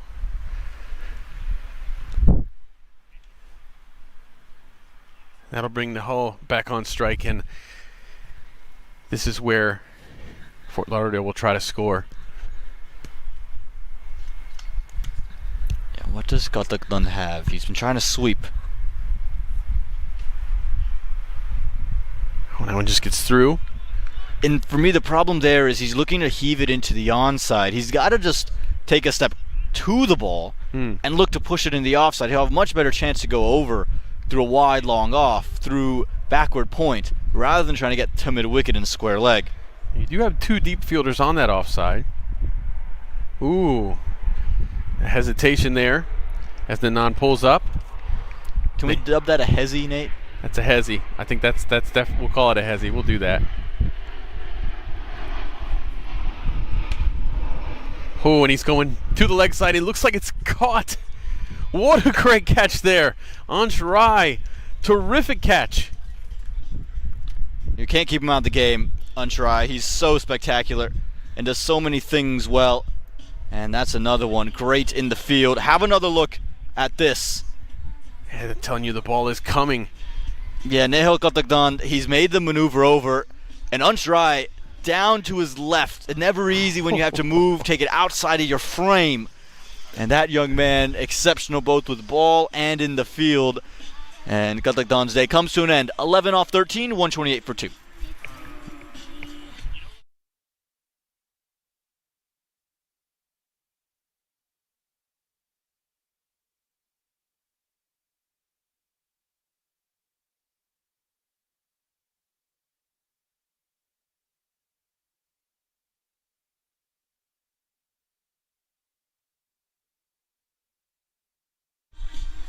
Let's take a look at this again. This was a great catch. You see Nehal coming across the stumps there. He's determined to go to the leg side.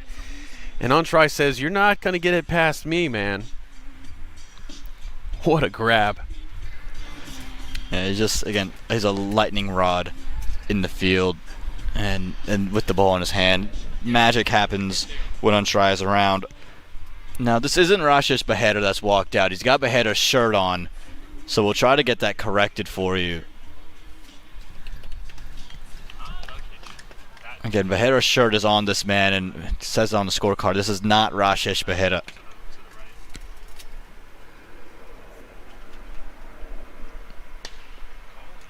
Oh, steps into it. This one, Ansh Fields. It's just going to be 2. But again, same intent straight away. 130 on the board, and you're looking to go after Nanan as the new bat.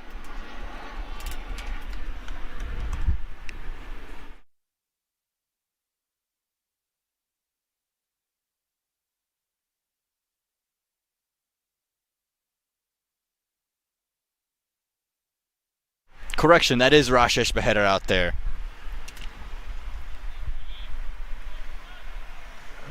He tries to go big there, but comes up with air. Looks like the end of the over, 18. Fort Lauderdale 130 for 2, and they are looking to go big.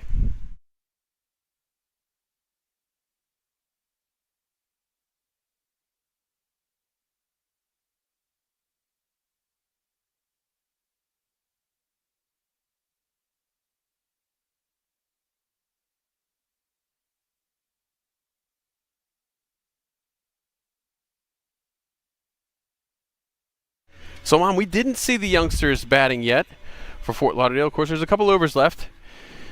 But the decision to go to Behera, definitely you're trying to maximize runs there, I think. Trying to make the most of what you've got left. And you said it. Try to be happy with a 5-run over against Raj Nanan. Now, they did lose the wicket, though. So it's kind of not a great trade-off. But I actually don't mind the trade-off. Nehal Katakdan hadn't struck a boundary at that point. Rashish Behera can hit big. Wesley Jackson can hit big. Sathak Patibanla has shown the ability to hit big. So you have bats in hand. You didn't lose Ronak Sharma. I think the key there is if Ronak Sharma was out, yes, you'd be in a mess. Yeah. But you still have the set batter on strike. That's right. In the over with Aaron coming back in with the ball. This is the matchup you wanted to be in the 19th over. And you can see Sharma here, 66 from 49. Now, in that first 10 overs, he was going at a run of ball, so he's ramped it up. Here comes Aaron again. Going for that Yorker at the toes. Anshi throwing all the way to the keeper there. It's excellent commitment and understanding from the Fort Lauderdale Lions. Behera knows you need to see as much of the non-strikers end as you can. Have a day at that end of the ground. Let your captain bat. And that's what he's doing right now. It's a sacrificial too. Yeah. Absolutely. Ronak Sharma was now called for something. He's screaming to get his players in. He wants some water. Maybe he's dealing with a bit of a cramp. That's starting to set in. He's been batting the whole time. I think he just realized he's got mismatched gloves on, and he's like, "Oh man, I know that's not what it is apparently." It's a fashion statement, Nate. Is it? Yeah, I mean, I like it. I got no problem with mismatched gloves. I can't understand it. I didn't bat enough to wear the gloves half the time. I think the gloves I have at home are like maybe worn 3 times. When you're this good, you get bored. You gotta shake things up a little bit. You gotta wear different gloves. It's a wide there. Seen a few of these from Aaron. Again, this is where Aaron's struggles have really been. Once batters start to score, his consistency quickly fades, and Ronak Sharma is not the easiest cat to bowl to. Now, especially today, he's not.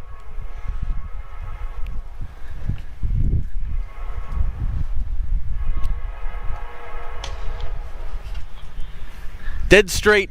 Ansh gives pursuit. Oh, it looks like he might have touched the rope. Did he get rid of it in time, Aman? Did he make the exchange in time? It was very close. Evidently so. Well done. Anshra has been all over the park, but again, Ronak Sharma, you can see the fatigue starting to set in. And that's the one thing. You've been out there for so long. Heavy breaths, needing a break after every delivery. If I'm the Raptors, I want to continue to rush him. I want to continue to push him. Another wide. Now, Aaron's upset there. That has been given wide. And what he's going to claim is that it's the movement from the batter. That's the reason why it can be bowled that wide. Let's just have another look.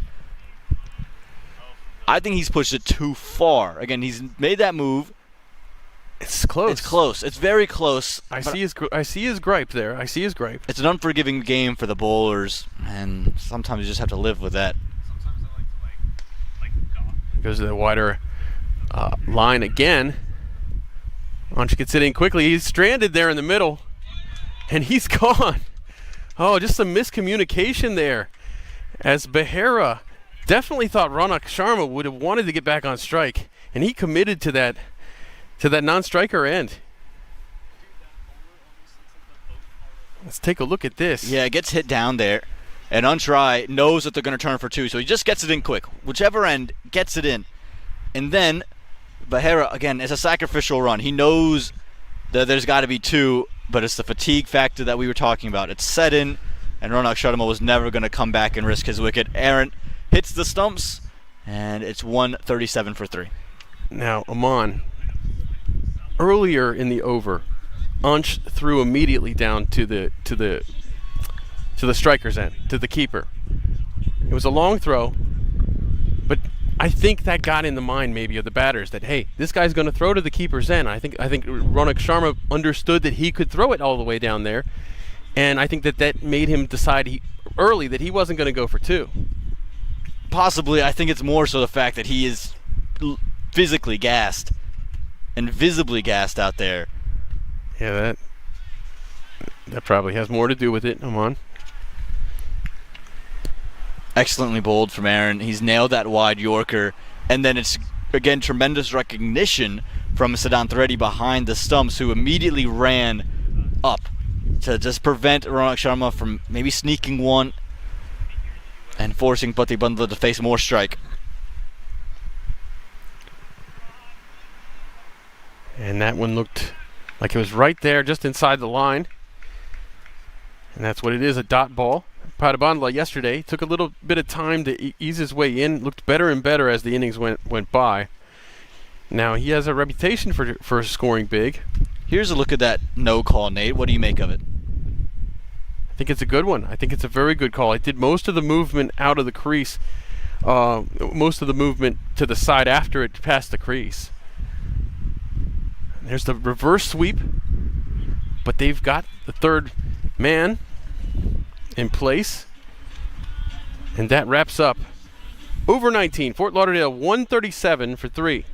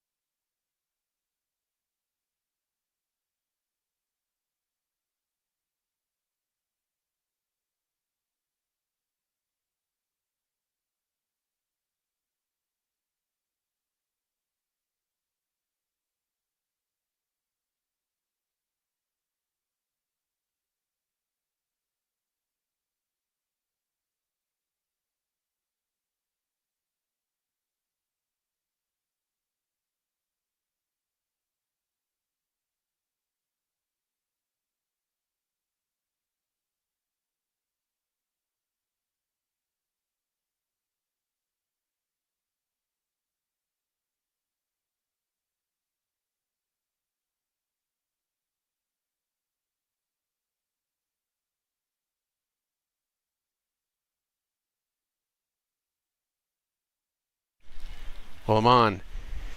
We have people asking, where's this ice cream truck today? But it's nowhere to be seen. Ritvik is going to try to close this out for the Raptors. Straight up, and it's a dolly. It's an easy catch there for Adi Gupta. And Sharma will end his day. 71 runs from 53 balls. What an innings from Ronak Sharma. Yeah, simple in the end. Pace-off delivery comes in from Uppity. And Sharma early into the shot, trying to go to the onside. Gupta had a little bit of a bobble, but made it look simple in the end. Nice and easy. Sharma's day does come to a fantastic close, 71 from 53. And the Lions 137 for 4.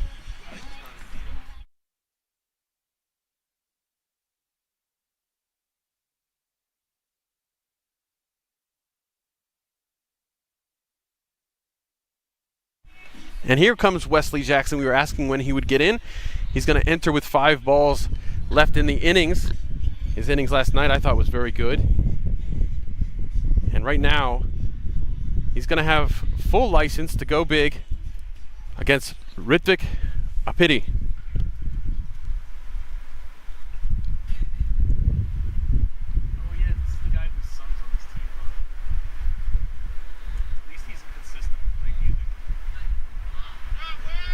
And that one goes right over the keeper, edged just over the top for 4 runs. Wesley Jackson starts off with a 4. Yeah, a touch of fortune for Wesley Jackson. Not in control, too much bounce, extra pace. But Siddhant Reddy was never going to get up that high. So frustrated was Ritvik Uppity, but the Fort Lauderdale Lions will take the runs where they come. Already up to 140, and this feels like a monstrous total for a Raptors side who's just lacked any sort of consistency with the bat in hand. We continue to see the Pacers go a little expensive here at Church Street Park in comparison to the spin bowlers. And it's up. It's going to be a run to get to it, but Rajnanan spills it. That is unusual from Rajnanan. Wesley Jackson scampers back to keep the strike, and he'll add to his total. He's gotten lucky twice now. I'm on. First one beats him for pace, again beaten for pace. This time it's slower. And Nanan here trying to run, try to get underneath it, and right at the end, just unable to hold on. If you're going to pick one fielder here to take a difficult catch on this Morrisville team, you're probably going to pick Rajnanan to do it.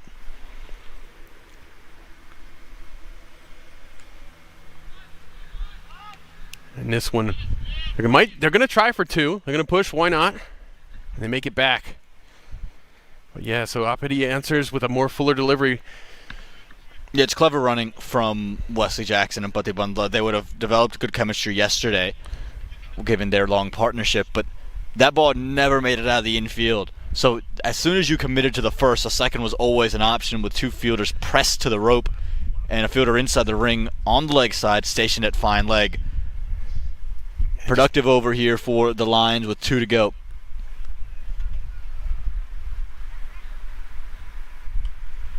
And that one's wider. Adi Gupta dives for it, but it gets away for 4 runs. And Wesley Jackson's luck kind of continues here, doesn't it? Yeah, upsetting for Ritvik Uppity. He feels that one should have been kept down, and to be fair to him, I don't think he's got too bad a case here. Adi Gupta's just gone right over it. Rather than getting through the ball, he's gone over the ball. Almost cued there, Aman, and when it's cued, it does strange things with the spin. I think he anticipated a higher bounce there on the first one, but it hugged the earth right away. They'll take it again. The Lions, they're inching towards 150 with the ball to go and making the Raptors do something they haven't done all season. And that's down the leg. And now Padabandla will face the final ball as we add a free run on. Yeah, that's just what the frustration will do to Ritvik Uppity. He's gone slower delivery, tried to change the line and try to force the question for Wesley Jackson, not give him any width, because times he's given the width, he's been punished or at least been unfortunate. And the wide +1 takes Fort Lauderdale to 151. A big total here at Church Street Park. And it looks like it's edged and caught. Finger goes up. And that's the end of the first innings. Fort Lauderdale did a great job to get to 151 for 5. 65, I think, after the first 10. So they've really upped the scoring rate. And this is going to be a difficult chase here for Morrisville Raptors. Yeah, massive total on the board, and there's no doubt about it. 151 is just not something you see every day here at Church Street Park, especially not for the Fort Lauderdale Lions. And when you mention what we see out of their batting group, the Raptors, it's very short, and so there's a lot of work to be done.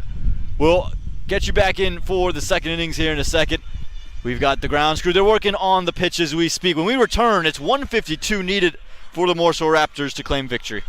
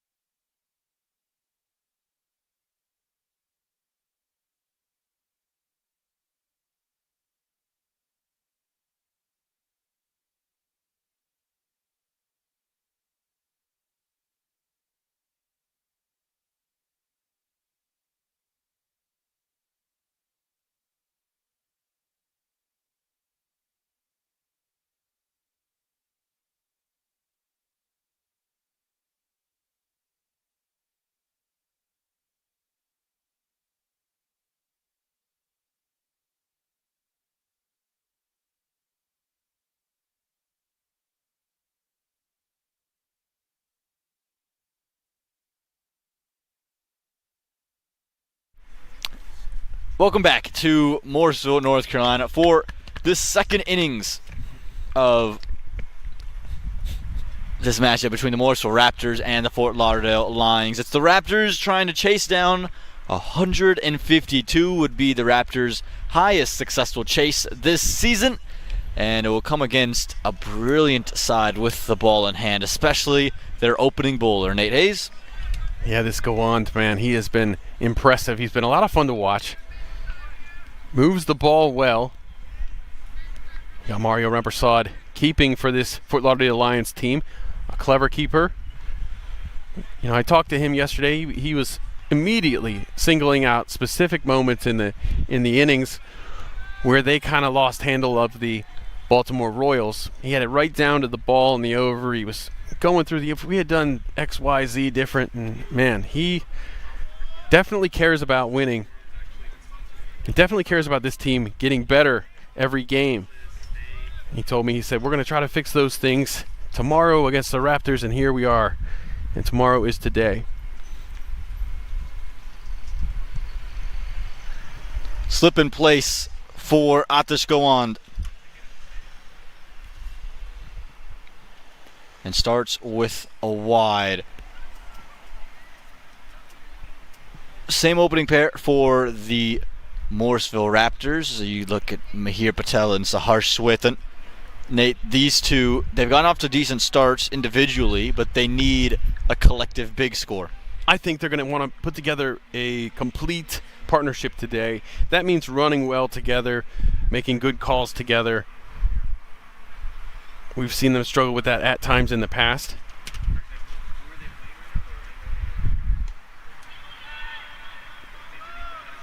Yeah, it's a big part of it. They're running between the wickets. Also, they need to take a page out of Ronak Sharma and Mario Rampersad's book, and they batted 10 overs. Yeah. I think that's got to be the template for this Raptors team. I think with these teams in the South who are in a rebuilding phase, that's always a great goal.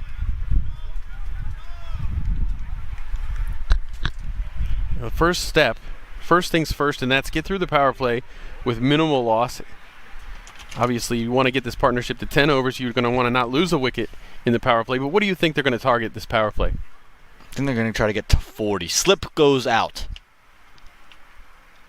More wides here. Don't really see Gawand struggle with extras too much, but we're seeing him trying to get the ball back in to Mihir Patel.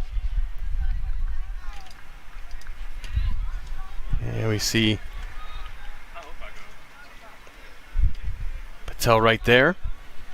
Boy, he's had some moments this season where he's really looked very good. You know, it's fun. I'm on doing the games here at Church Street Park in the South, getting to see so much of the South action.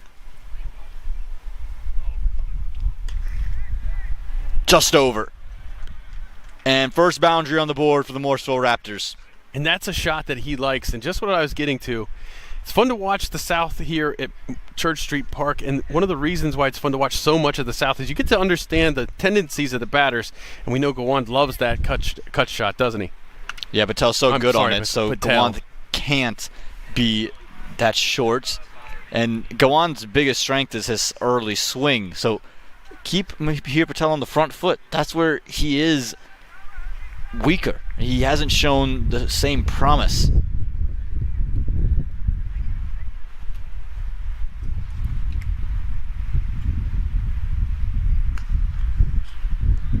Fielder in place now in the deep, but again, a strong start for the Raptors. You don't have to do anything more than go around 6 to 9 in these early periods as long as you're not losing wickets.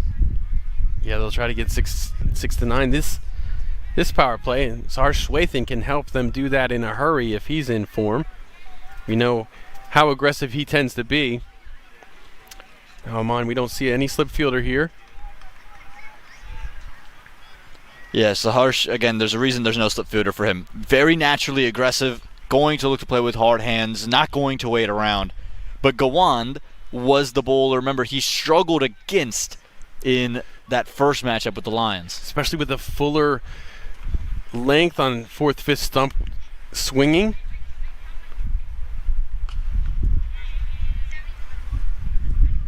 You see that he goes to that fuller length right off the bat. Yeah, and someone who plays with the hands of Sahar Swithin, who's going to chase. You want to be able to maneuver those swinging deliveries and maybe implore that slip fielder back into place. I know he'll play with hard hands and maybe some rasher shots, but I don't think it's a bad shout to continue to be aggressive if you're the Fort Lauderdale Lions. I am a little bit surprised.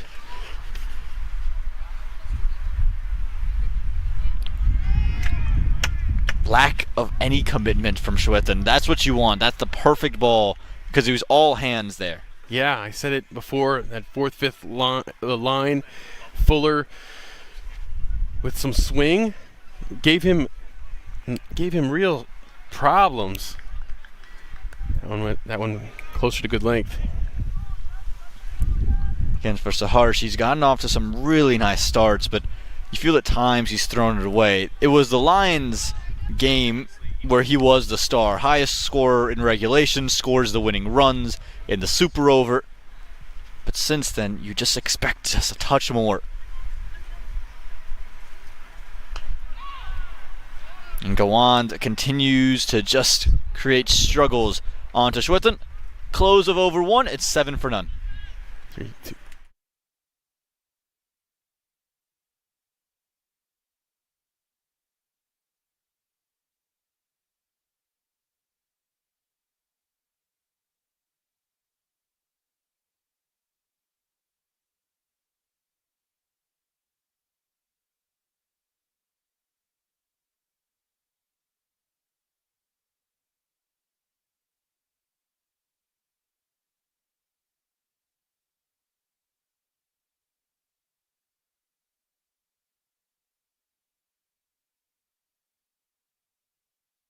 So many options for the Fort Lauderdale Lions.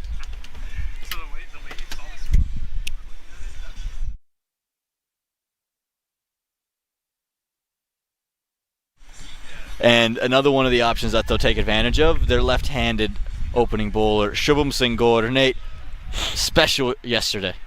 Yeah, he was very good yesterday.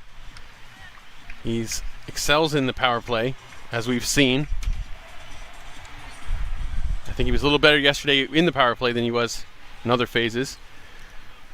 Yeah, absolutely. And again, it's a swing that he imparts, and he created some issues for Sharad Lumba early. And a very similar set and mold to Mihir Patel. Open front foot, likes it away with width. If you keep it on stumps, you could just break through. Well stopped. They will get the single, but not without hesitation. Yeah, good job getting that single, though. We've seen in prior games these two kind of with heavy feet as far as getting off to a start and making something out of a situation like that. Smartly, they scampered for one. And again, for Schwethen, they're not going to have that slip fielder in place. They're going to try and pack a region and restrict Sahar's run scoring options.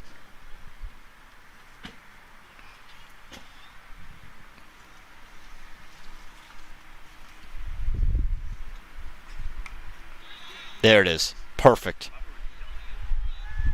On a length, swinging back in, attacking the front foot. Yeah, well delivered there. Much more confident running from Patel to get on strike.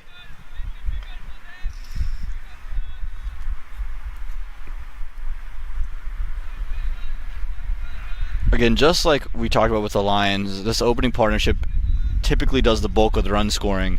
Remember the game against the Baltimore Royals where they were bowled out for 63. They were 30 for none at the close of the power play.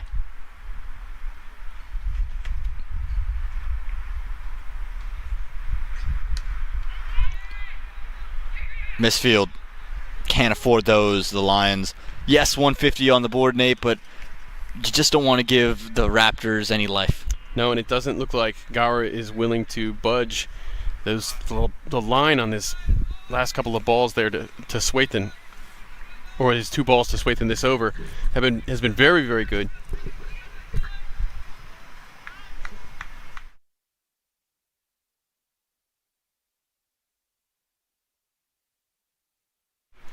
Yeah, it is Shubham Singh Gaur, not Mane, with the ball in hand.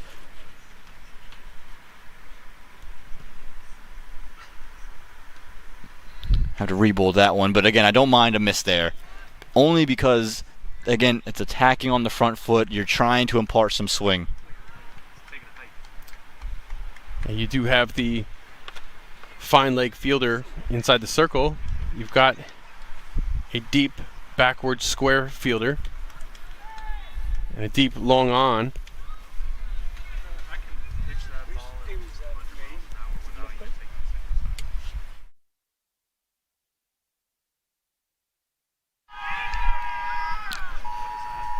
Another wide. And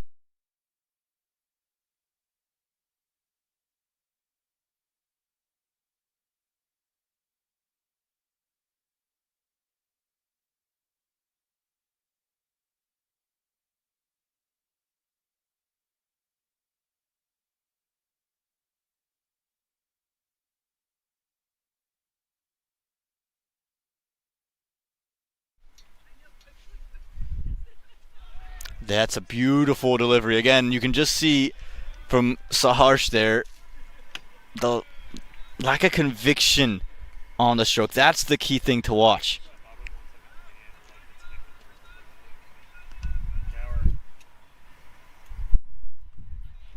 Yeah, look at that. That is a great ball. What a great delivery. That is textbook.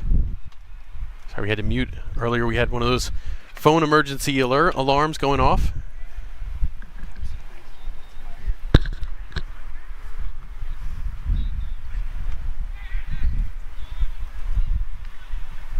Gaur's been quite nice in the over. Yeah, that alarm. It hit everyone's phone at slightly different times. It started with mine. We had someone in the back, and then it came to Gus's phone, our camera operator. Then it hit your phone, Nate. Yeah, it was. I was wondering what was going on. If maybe an asteroid was coming our way or something. Don't look up. And for those of you who get that reference, I appreciate it. Screen record this, and if I win the lottery, you can be a part of that prize pool that we're starting. We're gonna do that every game, I think. Maybe just this weekend. More confusion. They elect not to throw. What an over from Gaur. Just gives up 6. It's 13 for none.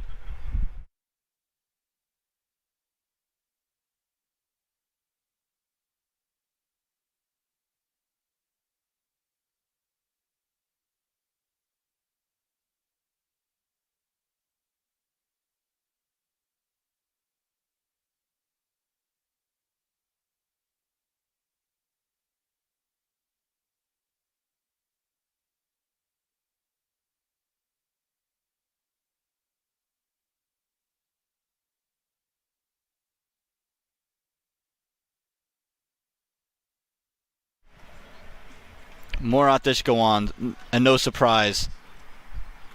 Some troubles maybe starting for the Raptors. Saw a bit of confusion in that last over. Just short. Just short, and this could be trouble. Real trouble. Gets home in the end. Not a play that went without unbelievable drama, Nate. Well, it was a good job by Behera to frame that pretty well with his body and knock it down. It definitely landed short of a catch, but you'll see him put his chest in the way like a baseball catcher a little bit. Well, goes off the leg anyways. A good job to smother it.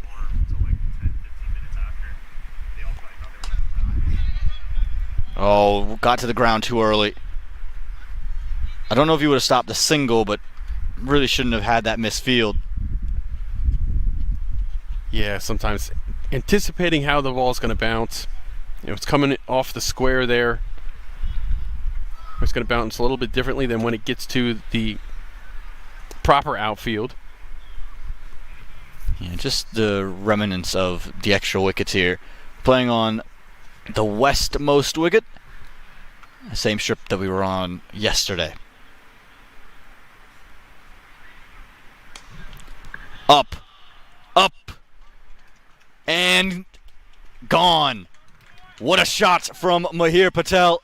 And he gets a big cry from the fans. First 6 of the day for the Raptors. Towering 6 at that. He really got everything there, and we saw the fielder give chase, but that was sailing. That was gone. Steps right into it. It's called a moonshot, Hamon. To the moon and back.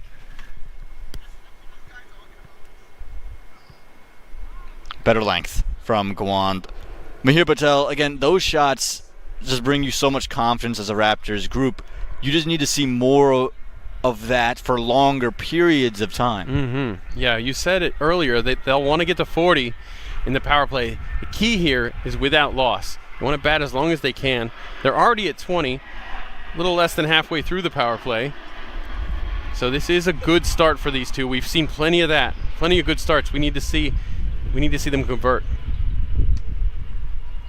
Nicely worked into the leg side. Another boundary for Mahir Patel, starting to really put the onus on himself to score these runs.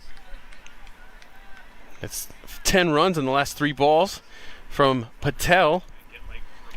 Once again off to a start here for the Raptors. You can see how low he gets in his stance. And getting low like that in the stance helps you pull balls like that. And you think about the 6 that he hit. He moved down the ground. He came after Gawand. So then Gawand, in response, has pulled his length back into the strong zone of Mahir Patel. And back to the strong zone of Gawand. Swinging away at the good length there. Close of over number 3, productive for the Raptors, 24 for none.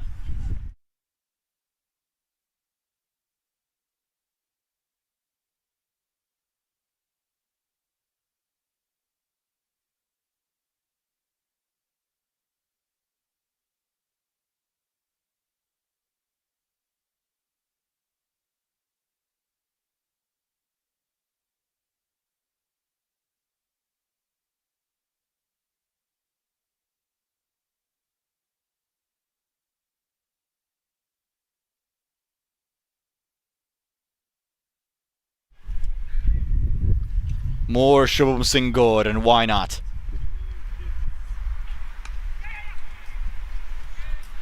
Again, this is going to be the key. The Raptors can bludgeon the boundaries. That we've seen. The running between the wickets have been lackluster this opening partnership. Yeah, we see Swathan here with only 4 off of 9. Now the big thing is, when Gar bowls a good ball, if you can manage a single out of it, then you got to think of that as a win if you're the Raptors. So rotating strike here is a good thing.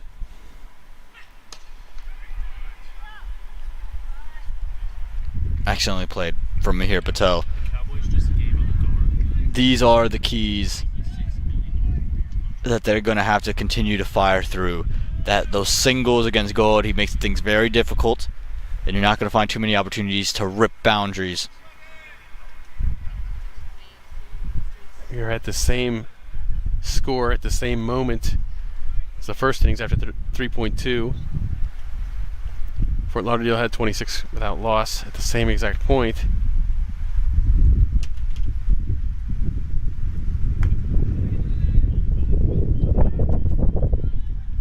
And the wind's starting to come back.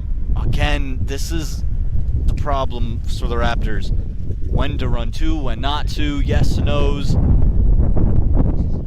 It's not a new problem, but it's a consistent one, Nate. Yeah, it looked like there were 2 on offer there.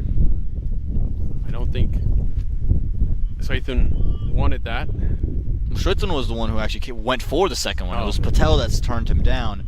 But again, you don't mind if you say no to 2s, but you've got to understand your partner at some point and can't risk being given out. Tremendous recognition there from Gaur.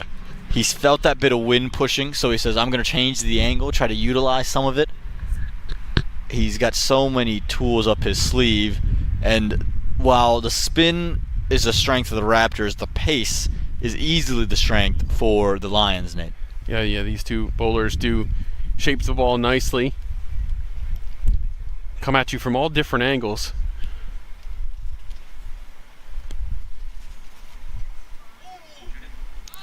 Big wide And not just them, right? Rashesh Behera is another great example. Vinit Tagarse up their sleeve. They've brought in the young left arm seamer. So that's where their bread is buttered. The two spinners that will be utilized are going to be Ronak Sharma and Nehal Katakdand. But their four premier seamers and then the young left arm seamer is where they tend to make up most of their ground with the ball in hand. And it is a curious tactic. Over the top. And Mihir Patel's explosive day continues. Good stuff there from Mihir Patel.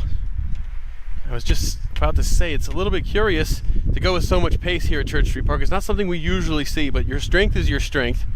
And with 151 on the board, they're going to lean on their strength for sure. But great shot there by Mihir. Always so good on that back foot, isn't he?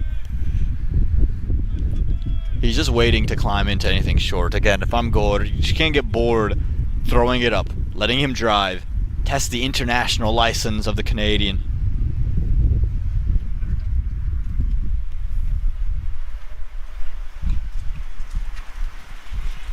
Better running there from the Morrisville Raptors. Close of over 4, it's 33 for none.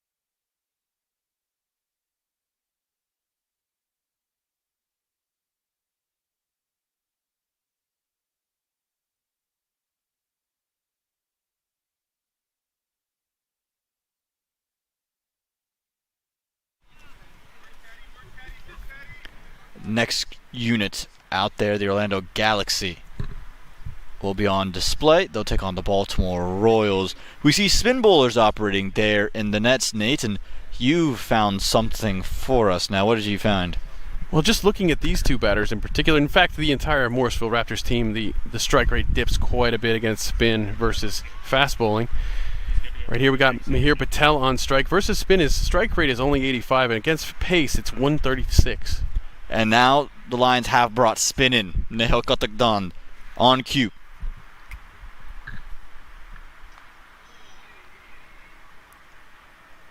And this is the matchup you were clamoring for, Nate. Saharshwith and strike rate, 47 against spin, and Nehal has shown tremendous ability through one game this weekend at Church Street Park. In particular against left arm orthodox, it's 58, so it's a hair better. But he has lost 2 wickets to this style.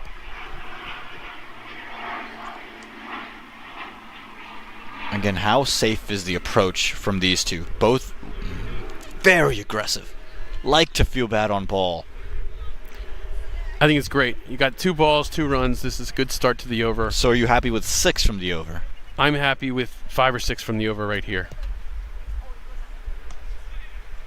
Allowing that mid-wicket region. And Nehal's not a big turner, so I'm not sure I'm the biggest fan of just allowing the batters to maneuver a ball on leg stump there. It just feels very easy and expected. If you're going to bowl with this field with no mid-wicket, I think the ball's got to be closer to off stump, and it's got to be leaving the right-hander.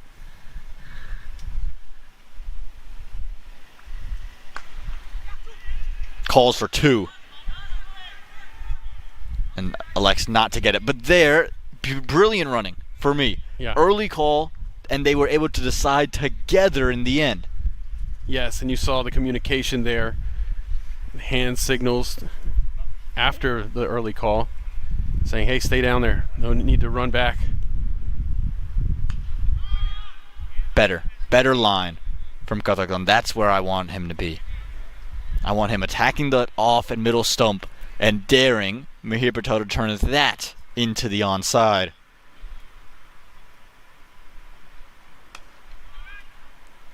And what's an over? You talked about the halt in strike rate. Just 4 from over number 5, 37 for none.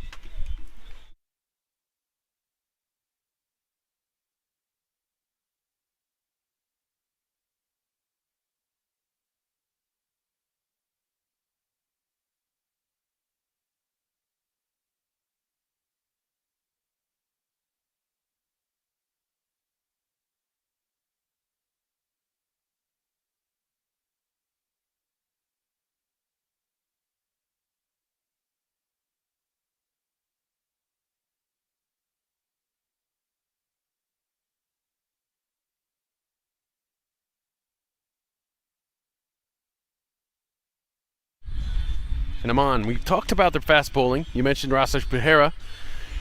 He's kind of a wild card for this team. He does a little bit of everything. He's good in the field. They brought him in when they needed some quick runs, so they're going to lean on him for these roles. Now he's going to take on the ball in the middle overs. Actually, the final over of the power play here. Sorry. And we're back to the pace bowling after the 4-run over. Now, this is why I said if I'm the Raptors, happy with 5 or 6 last over. Now, they only got 4, but you didn't lose a wicket. There's not a lot of frontline spin on this Fort Lauderdale team. Your entire Morrisville Raptors squad does not bat as well against spin as it does against seam. This is an opportunity today to see strength against strength here. Morrisville's strength is batting against pace bowlers. The strength of Fort Lauderdale is bowling with fast bowlers. So I think this is going to be a great matchup. I think we're in for a good 15 final overs here. Behera took 4 wickets yesterday and was the spark plug for the Lions.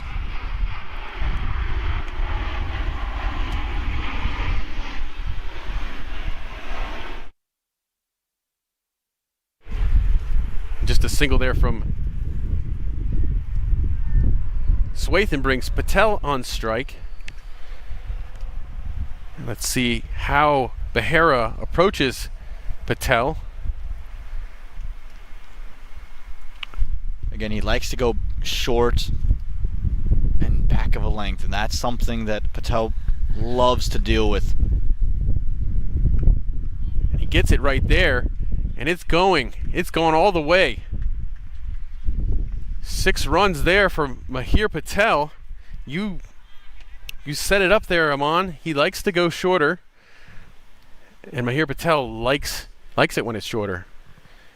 Terrific shot. Definitely 6 runs there. Yeah, short, wide, sat up, and again, Patel, he's so good with his hands free of his body. Behera likes this ploy, but it's a dangerous game that he's playing. He has to do this much straighter to Patel, and I would again implore him to be fuller and show off that slower ball. He goes full there, and it's just a single. Yeah, slower one as well. And you're happy if Mahir Patel's hitting singles off of you. And that's fine. I think the Lions, if you can limit the boundaries, you're back ahead of this game. We talked about 151 like it's a mammoth total. While in the context of these two teams, it might be. No one on the Raptors would sit there and look at 152 and say that's unreasonable. Oh, and that one's 4 runs. Well, maybe it's not going to get there. No, it goes. It runs all the way. It slowed down a little bit, but Saharsh just helped that along. I feel like Rajesh Behera missed there a little bit. Yeah, 2 straights. And that was the key. Again, with this ploy, if you're going to bowl, you've got to be very tidy to these 2 bats. And if you get it on leg stump, it's always going to go awry. Also smart from Saharsh. He's not looking to overhit. He just placed it. Fine leg now inside the ring. He's climbing back into things here, Saharsh. And they're not taking 2. We saw Saharsh leaving the crease like a bullet, but they don't want to risk anything, not with the way Mahir Patel has been batting. Yeah, no need to force anything for the wicket's sake. 50 on the board here in the power play. It's the best power play the Raptors have had all season, and a large part due to the majority of pace bowling we've seen in it. And the power play has not been their weakness, batting. And that's an overthrow, but they're not going to come back for 2. Yeah, you mentioned the power play hasn't been their weakness. It's been the wickets posted. But with this start, they're in great position. 6 overs gone, 51 for none.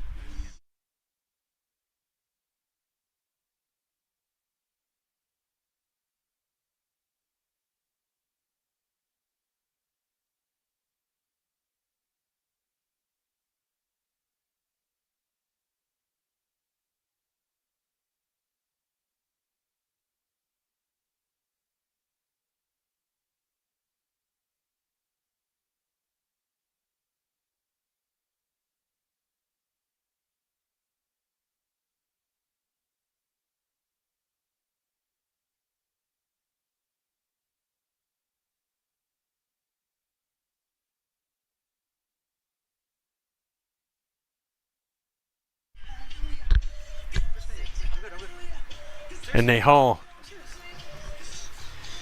in for the 7th over. Bowling from the Shiloh end.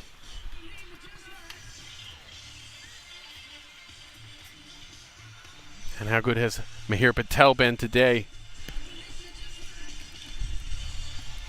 Yeah, been exceptional on the back foot and putting some boundaries on the board. I wouldn't be surprised to see him attack Nehal with his feet at some point in this over after what we saw in Nehal's first, just going for 4.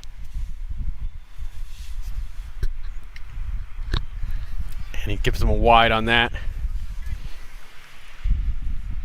Yeah, just about 100 to go here for the Morrisville Raptors. The Lions, they're running out of real estate. Very, very well played. Fielder's giving chase. He's going to stop it, but they're coming back for 2. Now, Mon, you can't be happier with a power play if you're the Morrisville team right now. 51 without loss. We had said they tried to get about 40. They did 10 better, 11 better. And now it's kind of, you got to think, okay, well, let's manage these spin overs. And if they can just keep doing this, keep rotating strike with the spinners in there, they can kind of lean into their strength of taking on the fast bowlers. Now, that's no easy task, even if it is your strength with this Fort Lauderdale pace bowling team.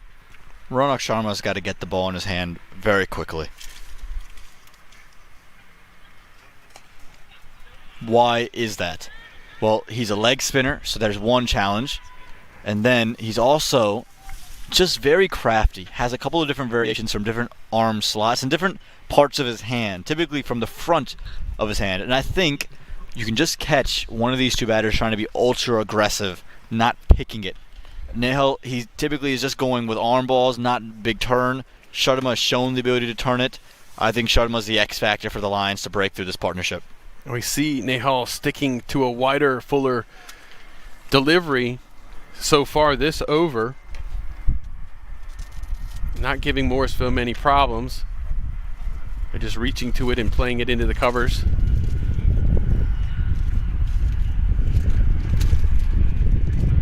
Ooh, and that's a nice creative shot. Flipped the field a little bit. Yeah, and it's smart. Again, he's seen the field change there. There was a square leg inside the ring that was just brought over to pack the region behind point on the offside. So understand that it's going to be full and wide. There was just an opportunity to guide for one. It's very safe, smart cricket here from the Raptors. And reverse sweep, this one goes up, and it's going to be caught, pocketed. And there goes Sahar Swethan. Crafty from the veteran Nehal Katagdan. Nice catch for the man on debut, but it's going to be, again, another situation where Sahar Swethan's going to go back to the tape and say, what have I done? Yes, that region is full, but he's baited you into playing that stroke. It was not the ball forward. It was on leg stump, not spinning away from you, continuing to come back. And the young man there makes no mistake, and Sahar, after a brilliant start for this Raptors team, departs. And this is where things can go wrong. It's 57 for 1.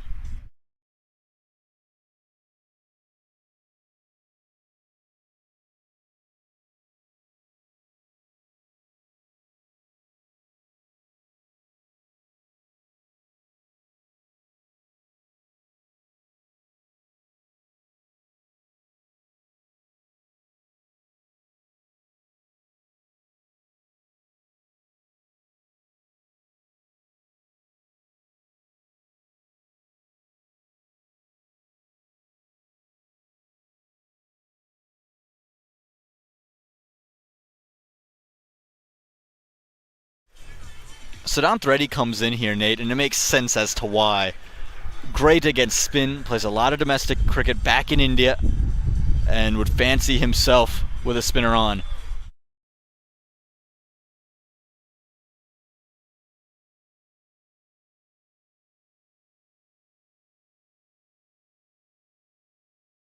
Yeah, Reddy's strike rate versus spin is higher than his strike rate versus pace, so you're right, it's still not that high. It's only 79.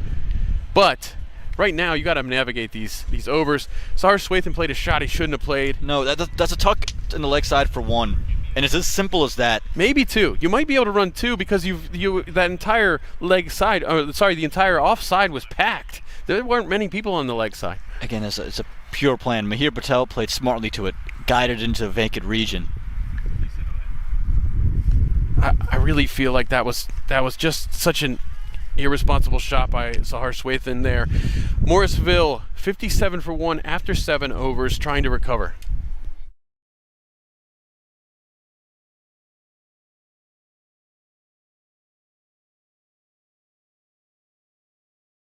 Just have another look at this, Nate. Look at where this ball is. Let's slow it all the way down. It's on off stump coming towards leg stump. So that's guided in to square leg. Instead, he's tried to take that over a packed region. Nicely done by the fielder. Absolutely, give him his props. But that is poor planning and poor understanding of what situation you're in. Yes, Sahar Swathan, you are known for your aggressive shots. That's what makes you special. But you're in a different role. You're opening the batting for a team that doesn't have batting depth, and you've gotten yourself to a great place. But look at what the Lions did. Their openers batted 10 overs and didn't take a risk. That's right. And they have players who are capable of taking risks, they like the reverse sweep. But here's the deal. There were 3 fielders in that region, in that one space. And any of the 3 of them could have got to that ball. Absolutely. And again, in over 15, that's a very different story. And again, I understand what the thought process is. All of them are inside. You've just got to lift it. But you're not in a position to gamble. Your wicket is worth way too much for that boundary. You just have to see the spin off. When that one gets through, only 1 run, but nice and tight delivery by Tagarse there. No ball. He's overstepped. He's had such an issue with the no balls, Vinit. And yeah, you can see him asking, why is it a no ball? And yeah, clearly signaled there from Alvin Barnett. Yeah, you're not going to get anywhere arguing with Alvin Barnett. I can tell you that right now.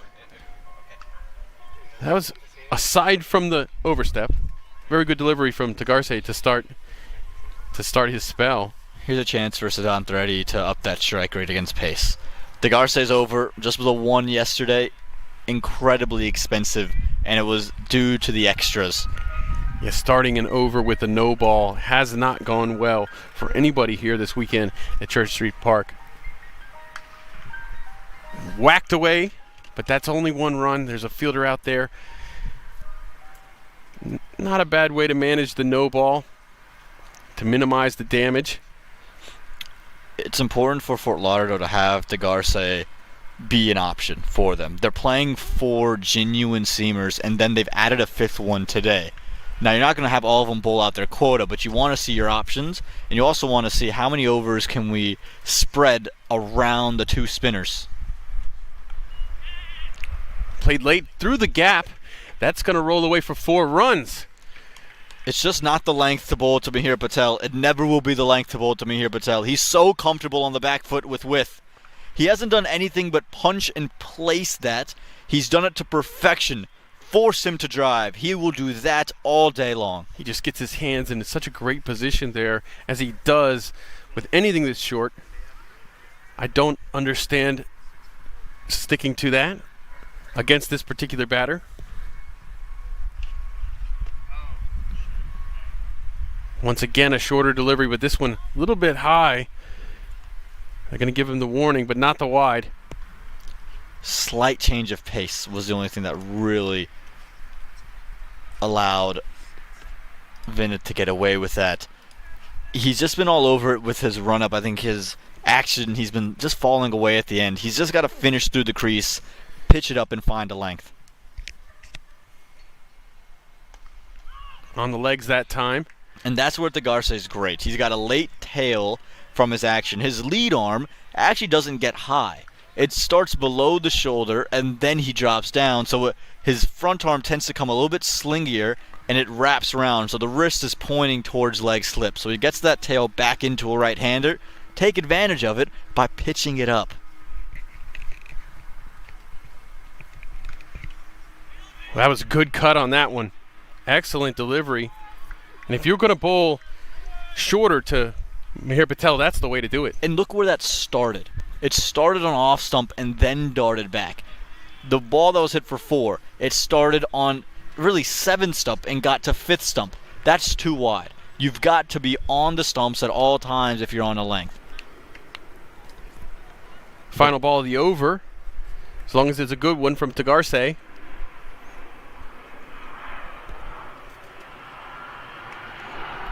And here Patel cuts that, but it's stopped, and that's a dot ball.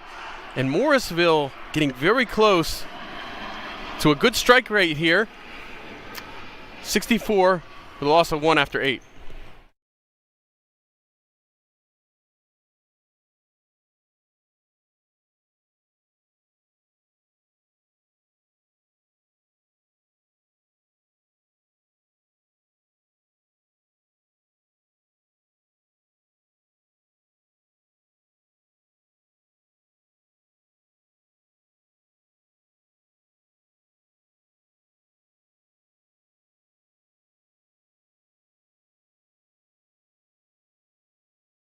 Nate, this is for you. Look what's decided to show up. It's the ice cream truck that was just singing behind us. I'm looking all over the place for it right now. It's on your screen right now. It's on the Mr. screen, Nate. but I'm worried this is a recording. No, look at our man Gus. He's just to our left. He's found it. He's gonna run over there. As Nehal Katakdan to continue. I found it. I had to follow the camera, but I found it. And that's a single on the first ball. And Nehal's 3rd over. Well, the Raptors will be happy to see him at the end of his 4th over, but we got to get there first. Nehal has definitely asked questions.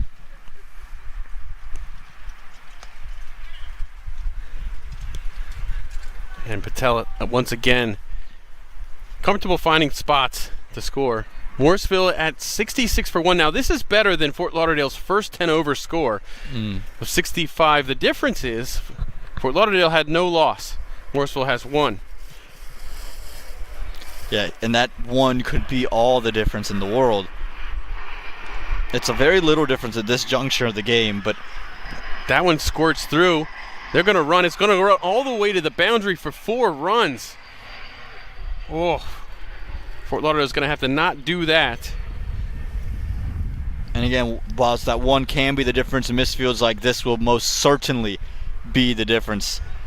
It should have been a regulation stop, but both fielders just kind of half went for it, weren't in any position, and just took a couple of caroms over to the rope. Is he ready there with the boundary? 6 off of 4 for him. Trying to build a good partnership here with Patel. And that was a challenging ball. Threatening the stumps there is Nehal. You surprised that Reddy's come down at number 3 and not maybe a George Baldwin? No, I think it seemed apparent that Nehal was going to get his overs in here. I kind of like this. That's a good delivery there from Nehal. Yeah, just stuck on the crease there was Reddy. Try to get on the front foot and then very late try to push on the back foot and really was just a no man's land. Whew, what a brave shot there. Fielder will boot it, but there's no interest in a second run. And that's the end of the 9th over. Morrisville 71 for a loss of 1.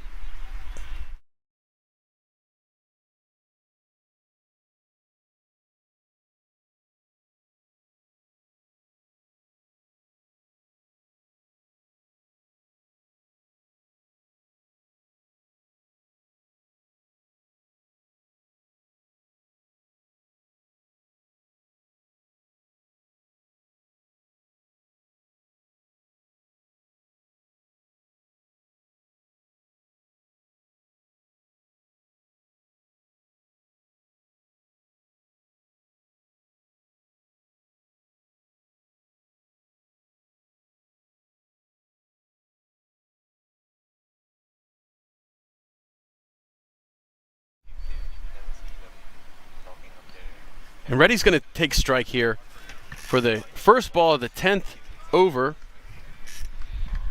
And here's the moment for me. Ronak Sharma, I think his leg spin, again, it's not a Ludda or Mosin, but it's effective. he's not a guy whose numbers blow you away. We talked about that yesterday. But he keeps things nice and tight, and seemingly wickets fall around him. Might not be in his over, but he can really just put on the pressure. And this is Church Street Park. I don't care what your team composition is, you're getting spin in. Well, that one gets through the keeper, but it's a wide, and it's going to be wide +1. But it beat everybody, and it was a little bit different delivery there from Ronak Sharma. He bowls his variations from the front of the hand. It's more so of an off spinner than it is a googly. That's your genuine leggy. But then when you watch him bowl the one that goes back to the right-hander, it's really his index finger that presents the seam like an in-swinger. And that's what pushes it back into the right-hander. So it's just those little nuances there. Oof. Well, there's a collision there. And Sharma does not like that at all. Oh, Ronak, I know you're upset, but I'm not sure anything's happened there. I don't think anything's happened. He stayed exactly straight. I'm not sure if there were words exchanged, but just on actions, I don't think Mihir Patel's moved an inch. Yeah, I think you're right. Those are unfortunate little gray areas in cricket.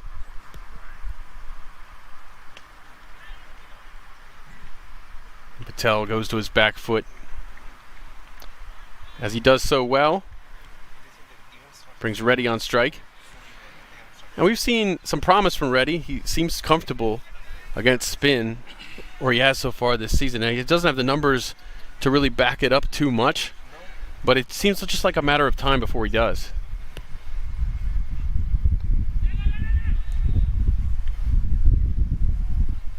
And when it looks like he was trying to go behind that fielder. One ball left, and everyone seemingly thought that was the end of the over. What does Sharma have in store? That mid-wicket fielder just wanted to go have a word and a chat. I wouldn't be surprised to see him slip in the quicker delivery, or maybe the seam up one. And it's a dot ball there. And with 75 needed off of 10 overs, Morrisville end their first 10 overs with a score of 76 for 1. This is great stuff from Morrisville. Seen both teams bat in the first 10 overs very well today. Stay tuned. This looks like a heck of a chase ahead.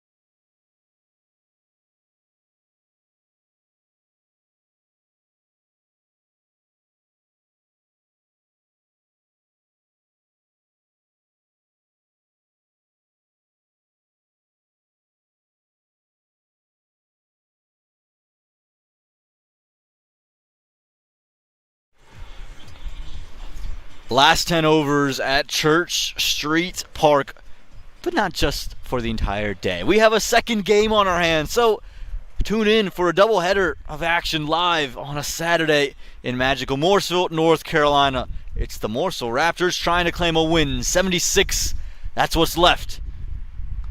And now they are over the halfway point in this contest, and they have gone half the way with the runs. Neo Katakdan is in his last over, and once he goes, it's just 3 overs of Ronak Sharma for spin to come.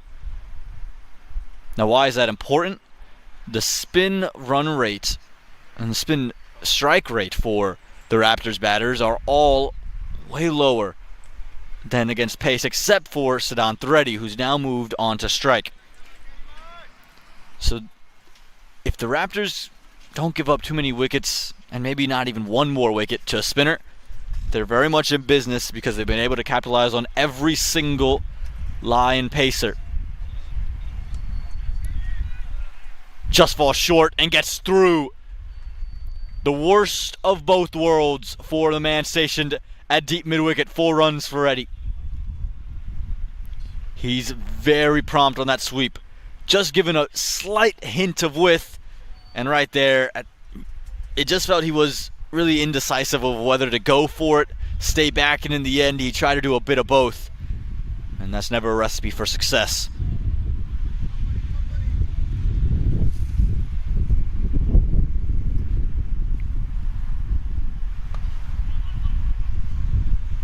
Reddy's been rather brilliant, and you love the move of getting him into 3 when they did.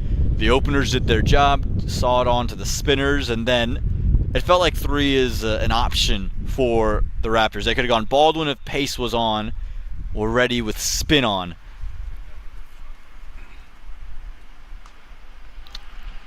And Mihir Patel has been stabilizing nicely alongside his partner well into the 40s. And again, he's got to play that Ronak Sharma role, bat through. Never a good sign, though. He's starting to stretch out the quads. Just a sign that he might be sensing a bit of fatigue or some cramping. Gone on cue. Reddy picks out Vinit Dagarse, and Katakdan takes a second. Oh, it might be a little soft there. Just got caught chasing. Threw it up, let it turn, and look at where Reddy was on the crease. He was stuck on leg stump, and it was all hands and safely into those of Dagarse. Close of Reddy's day. Gone for 13.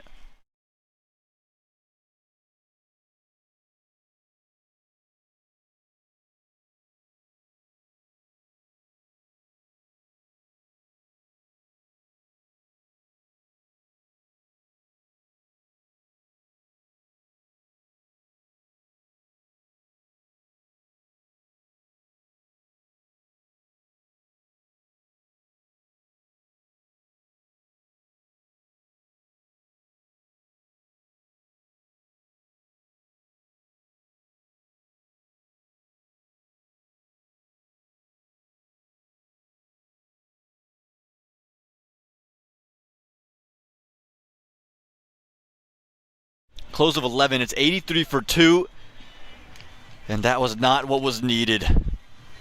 The captain, Raj Nanan, has walked out, keeping a left-right combination, an aggressive batter, and maybe try to neutralize some of the turn of Ronak Sharma.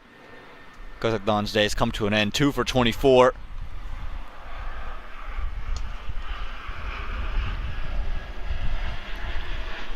Patel just starting to walk his way to 50. Would be a first for him if he gets there. We've already seen a first 50 for Ronak Sharma. Now here's Nanan. Can play some explosive roles, but it's not the explosive shots that they're after. It's singles and doubles and not allowing wickets to cascade. Didn't pick the googly. This is what Sharma does. He's got so many options up his sleeve.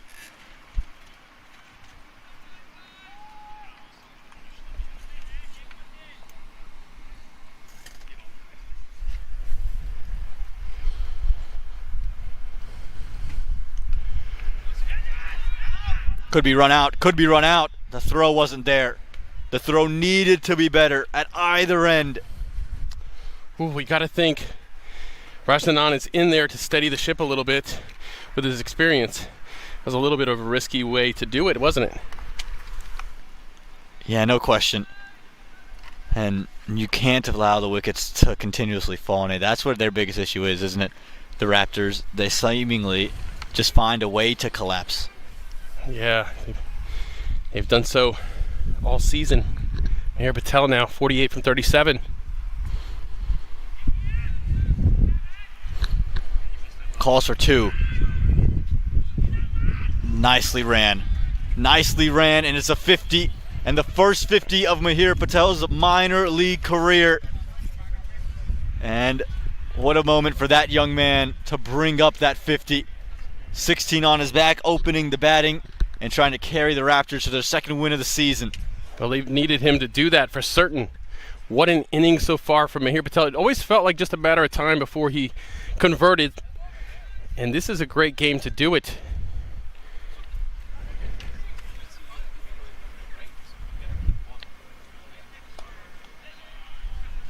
And you can see agitation also for Ronak Sharma. Doesn't like these twos that are consistently piling up.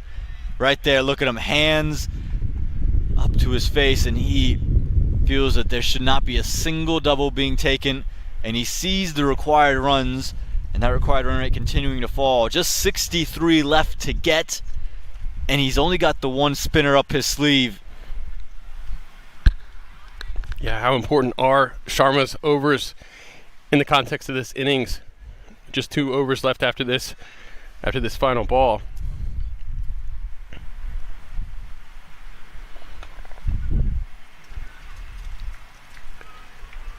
Close of over 12, productive for the Morrisville Raptors. It's 90 for 2.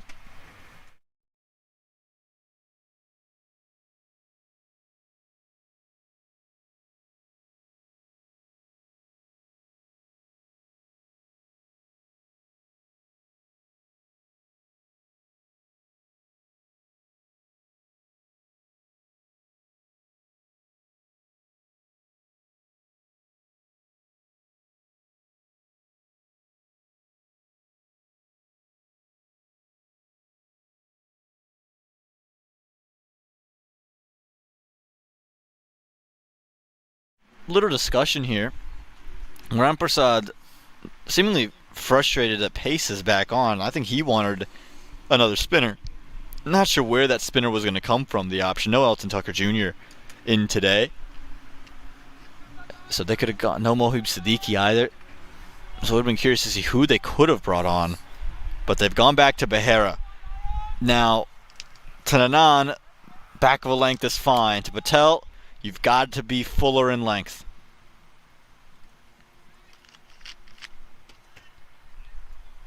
We've seen Behera flex that cut, that in cutter that he has. Tremendous slower one. Again, this is the variations that make Behera a valuable option. And I think now to Nanan you'll see the back of the length deliveries. Yeah, he certainly has a full bag of tricks, doesn't he, Behera?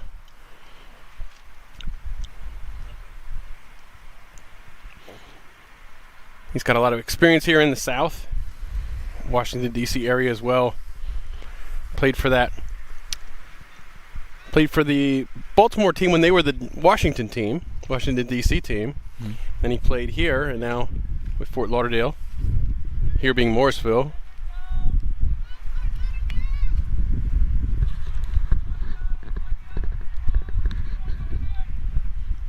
Hear a lot of chatter in the crowd.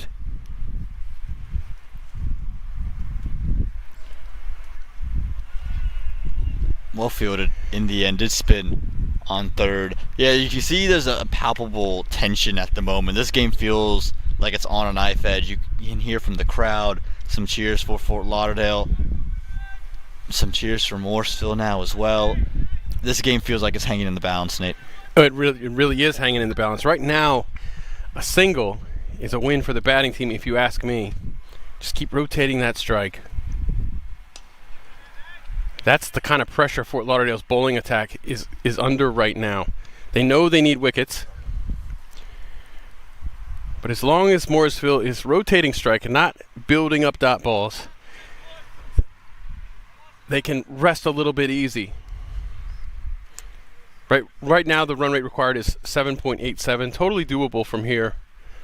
You don't want to get too high. You don't want to get much over the 8. And that's why I like the Raj Anand being sent out and sending himself out, taking some responsibility at number 4, understanding that he just presents that bit of maturity in the middle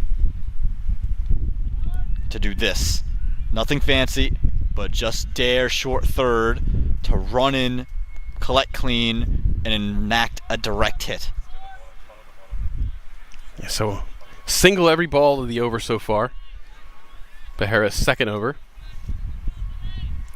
And that brings Mahir Patel on strike. The man in form today. Boy, has he played a beautiful innings here for Morrisville. Their best innings of the season.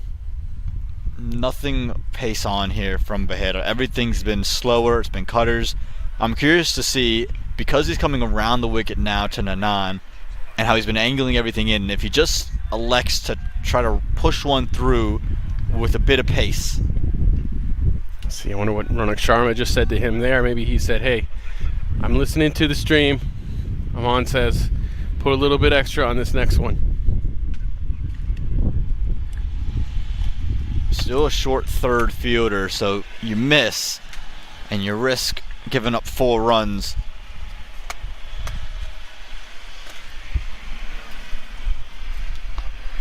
Whew. A slower Yorker. 5 runs from Behera's second over. It's 95 for 2.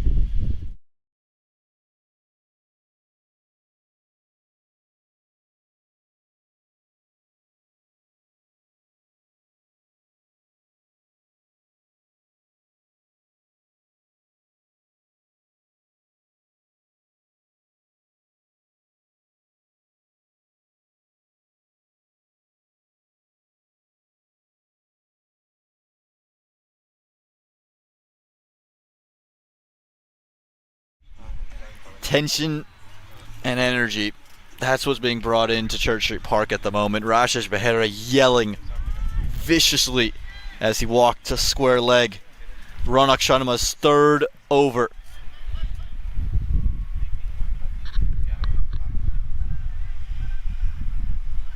And now Ronak Sharma has pushed Rashesh Behera up, so standing more to 45. So it looks like only 2 more overs a spin here from Fort Lauderdale. Calls for 2. Now what does Ronak Sharma have to Nanan? What are the options? We've seen the googly, we've seen it leave him. Does he try to bait Nanan here into playing one of those big expansive strokes?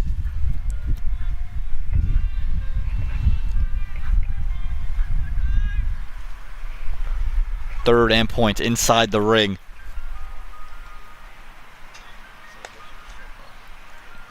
Excellent use of the feet from both batters at this point. They've now dictated to Sharma his length. Sharma's going to pull his length back here, and I think both batters, you're going to see them hang on the back foot. And you see the backwards deep square fielder for both batters. It just stayed low. It's gone through Mahir Patel's legs. He's read that like a book, and he's forced Sharma into that ball. He's just lucked out, Ronak. Yeah. Patel sold out on that, opened up quite a bit, and Sharma got the dot.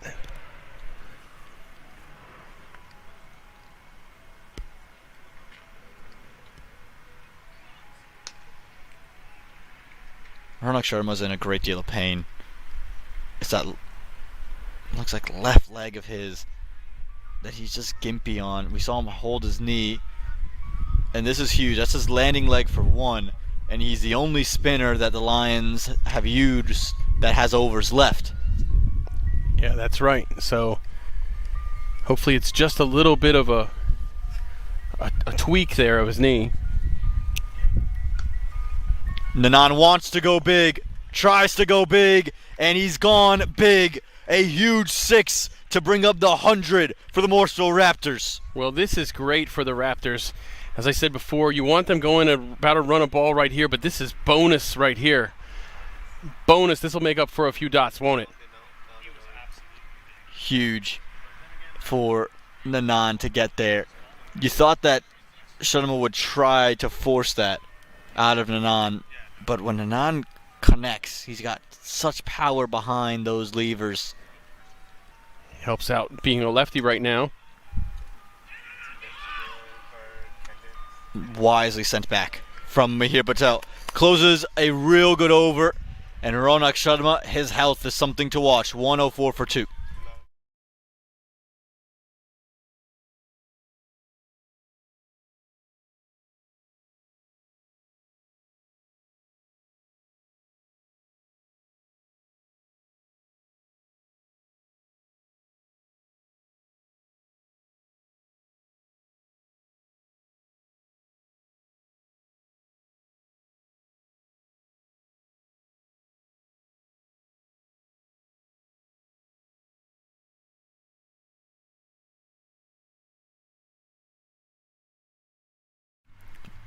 Rashesh Behera will continue. Again, that last over of his was all slower deliveries. Does he continue that vein, or does he try to force the issue? Calls for 2. And they just settle for the 1. The Raptors won't mind it. The 1s will get them into a decent position. This game feels like it's destined to go to the very end, Nate. Boy, don't they so often here when the Raptors are involved at Church Street Park. But as you said, passing up on the 2, not a bad thing. You keep that lefty-righty going, and it adds another layer of difficulty for the bowling side. Which is funny because they shot him immediately, so that makes me think they already have eyes on him. Delicate, but can't pick that gap. Nanan, I think, has showed his hand a bit too early here to Behera. So Behera's never going to push the ball out wide of Nanan. He's always going to follow him. So for me, Nanan's got to look to work into mid-wicket. It's vacant. There's only fielders in the deep, so you can tuck it in there for at least 1.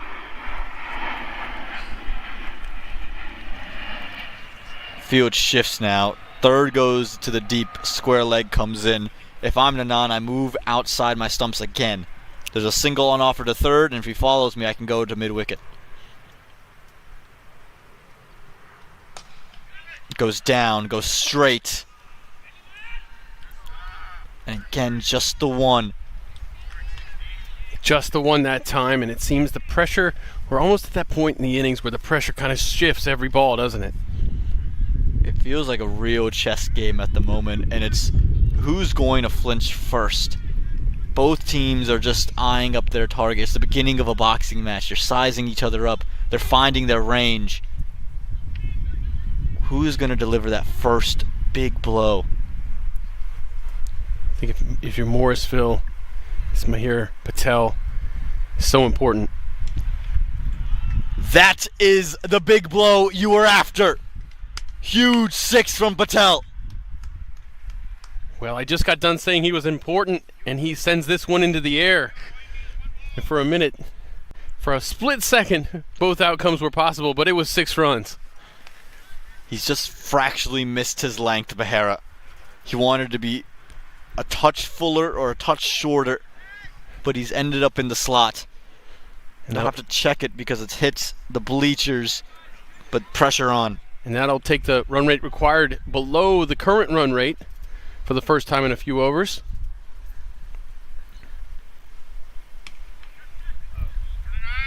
Incredible maturity from Mihir Patel. Every time he's hit a boundary, he's backed it up with a sensible cricketing stroke. He has built quite an innings here at Church Street Park, one of the best we've seen this season at this ground from any team. Considering it's a chase, makes it all the more impressive.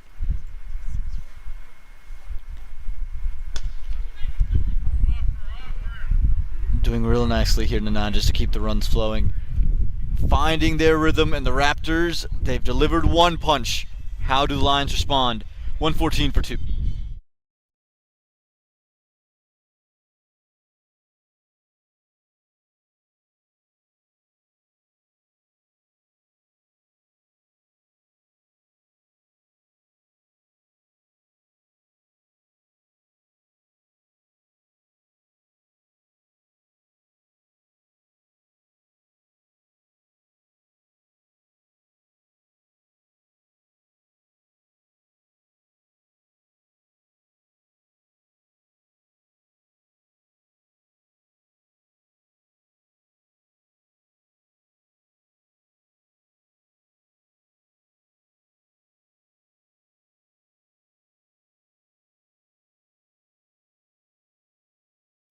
These two have batted brilliantly.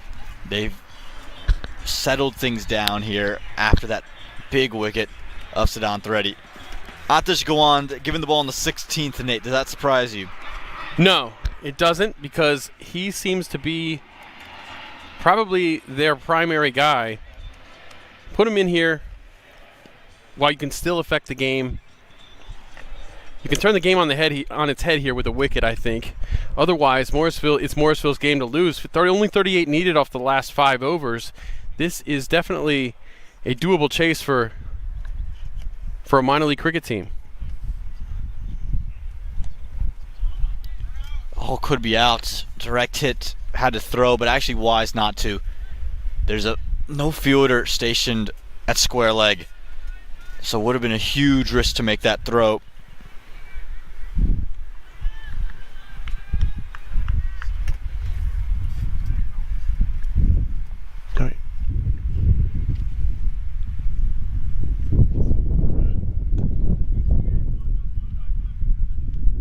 Gawand again didn't have the greatest start, which is rather surprising. 2 overs, gave up 18 runs, and he's back now. Needs to have a great finish.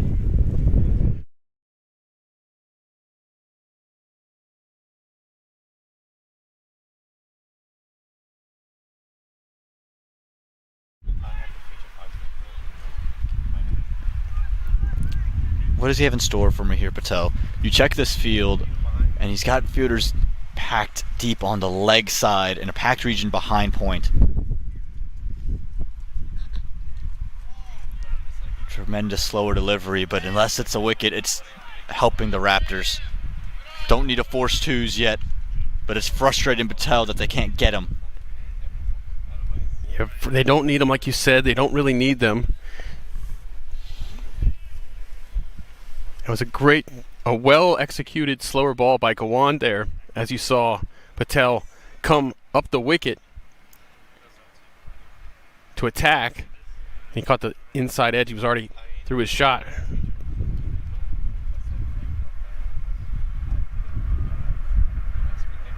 And Rajna, man, what a wonderful job he has done to facilitate Mahir Patel in this chase for this partnership here. Keep her up the stumps, and it's a great decision. Keeping Anand on his crease. And there's so much tension that you're getting car alarms to sound because no one really quite knows where this game is going to head. It's one of the things here at Church Street Park you're going to hear is car alarms, and they so often tend to go off in the most tense moments of the game. Which makes you extra annoyed by them, I have to say.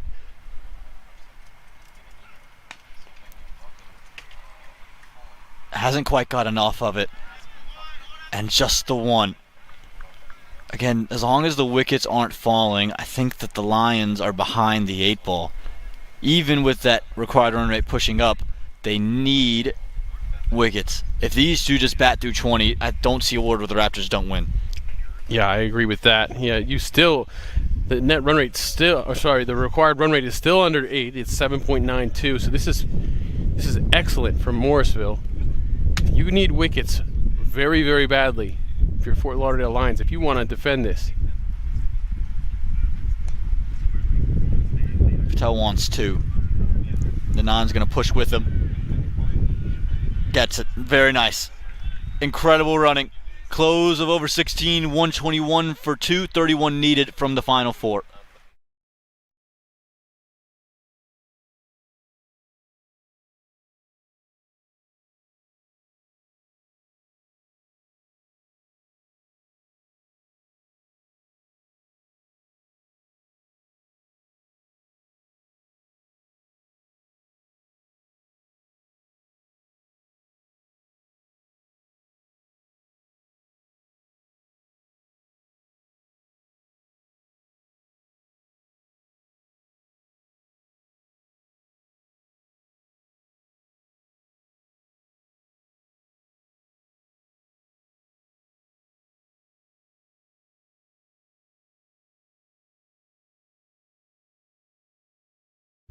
Crowds filing in as it starts to cool down in Morrisville. Next game here starting at 6 p.m. The Orlando Galaxy will feature for the first time this weekend. They'll take on those Baltimore Royals who still haven't lost in 2025. Intriguing matchup under the lights at Church Street Park as it so often is. But Nate, in the daytime, we've got something special on our hands. Yes, we do. This one looks like it's going right down to the wire. Excellent job by Morrisville in this chase. You see families enjoying themselves in the sun today at Church Street Park. We've got plenty of action. We have another game in the evening, as Amon mentioned. And we'll see more and more fans trickle in throughout the evening. 31 left to get. And they've gone back to the premium pace. Shubham Singh, the left arm seamer. Change of ends. And Anand, again, he's so confident using his feet. Ramprasad came up to the stumps for him an over ago. I'm not sure if he's as comfortable doing it with God, but I think as much as you can keep these batters in their crease, it would prove to be in your benefit.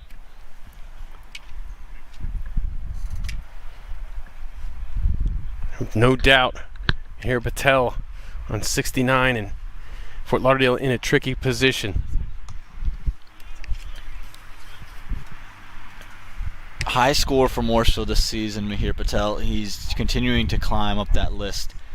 And we see how many times have people's careers are really been highlighted by a big performance at Church Street Park. Abhiram Bolasetti back in 2022, July 4th weekend, his 44.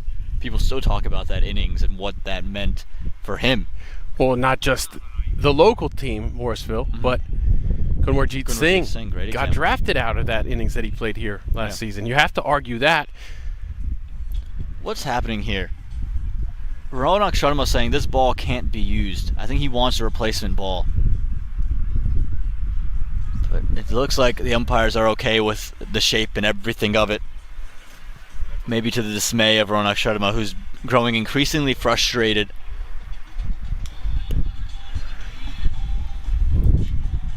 Well, Fort Lauderdale will absolutely need to keep their composure here. Only 29 needed off of 3.4 overs. Still less than 8 for the run rate required, as Morrisville have played it steady the last 6 overs. And that's where Rajanan proves to be so handy for the Raptors. He is that calm amongst the fire and the angst that is a young team that can maybe just get lost in some of these moments. Gets it over. Full toss, runs all the way for 4. You don't want that full toss, that's for certain. Gower so much better than that, and that was a borderline delivery. I think definitely low enough, but just barely.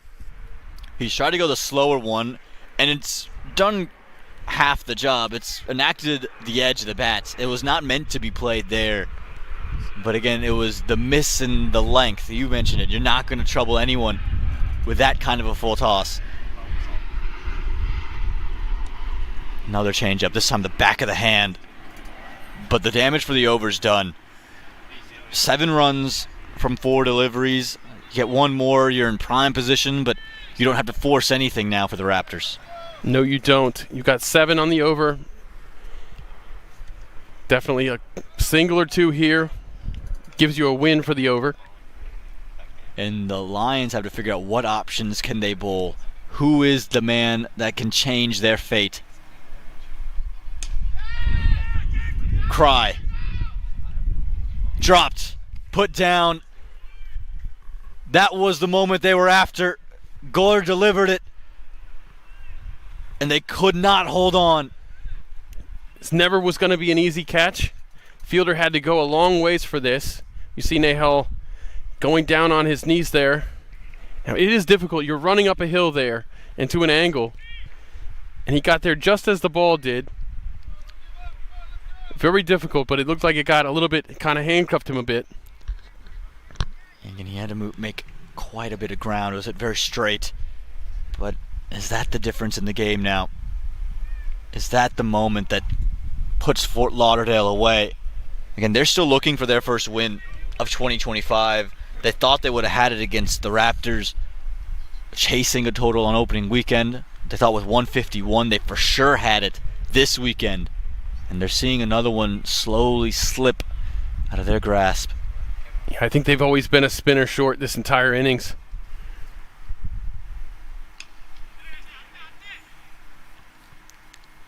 That chance could be all the difference. 17 overs gone, 131 for 2.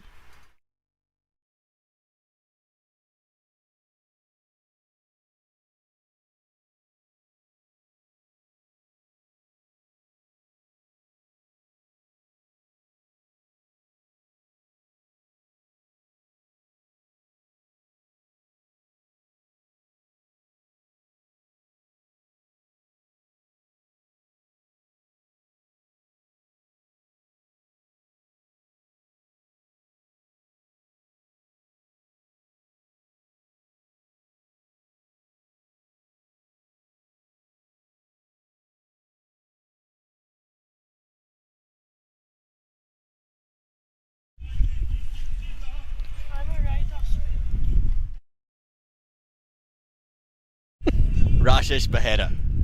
Again, more seam, and it's which seamers are they going to use? That's a third seamer in 3 overs, Nate. You can see there's a touch of desperation for the Lions. Touch of desperation as the run rate required is now all the way down to 7 flat. And Amon, it seems like potentially selection of this 11 contributed to this position for Fort Lauderdale, as they've only been able to bowl 8 overs of spin.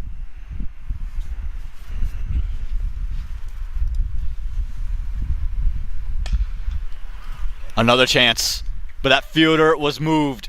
Long off was in place, but he'll just have to watch it sail over.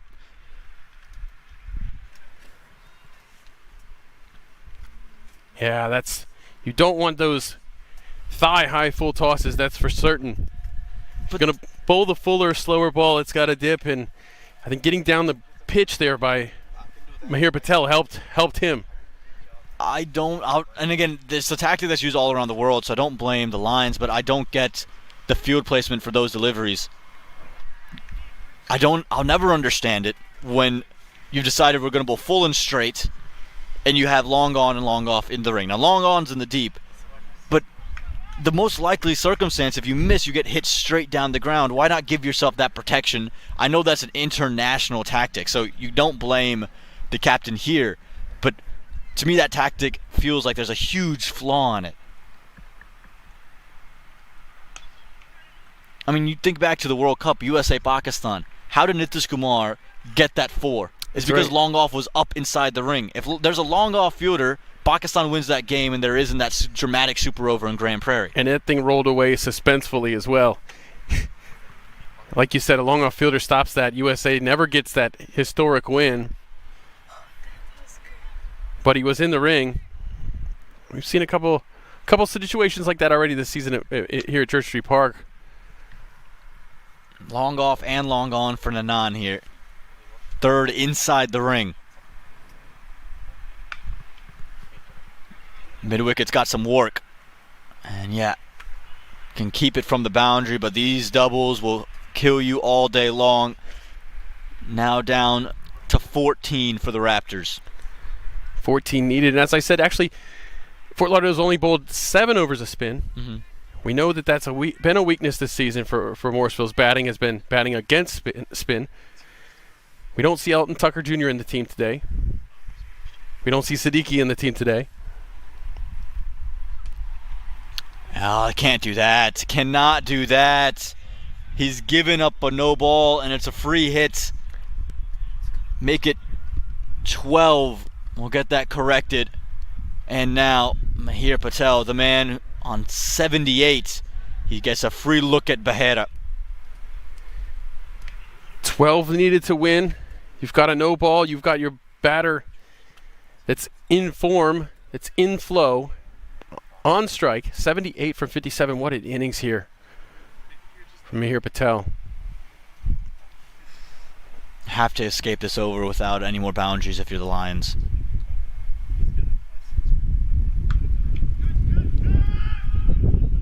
You can catch it, it won't matter. It won't matter, Behera. You don't need to yell at it. He's crying to catch the ball, but it's a free hit. They've come back for 2, and that was never going to change. Yeah, catch would have just been practice at that point.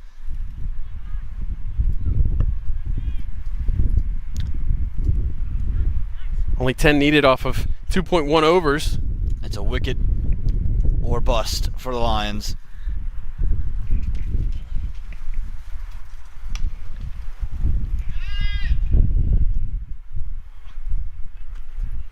And they somehow scamper back for 2.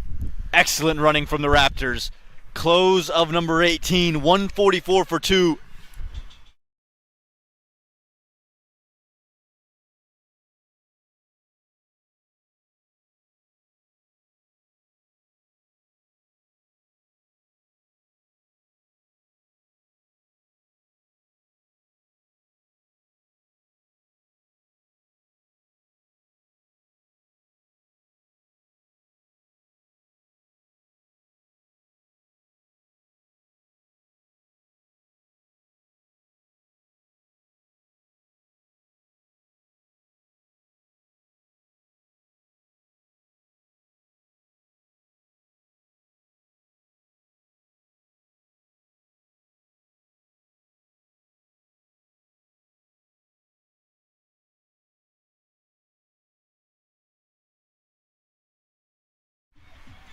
Nate, do you ask the question, does Ronak Sharma try himself at some point?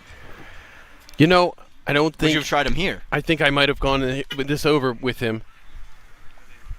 It won't be that. It will be Gawand. Keep her up with the stumps, which I like. Ah, here it is. Great change. Ronak Sharma, He hurt us. he must be connected to the stream. You said it a couple of times, but this is a move that, not saying will win you the game, but I think gives you the best chance to take it to the last over. Yes, you have to. Because if you're the Raptors now, you can talk to each other and say, hey, look, let's get through this over. There's not much work to do. Let's get through this over and make sure that we see it through. And if you're Fort Lauderdale, you want to kind of use that against them. But Aman, an important question here. Did you even play the Lauderdale last night? I didn't. Oh, my gosh. Got to do it tonight. Fielder, yes!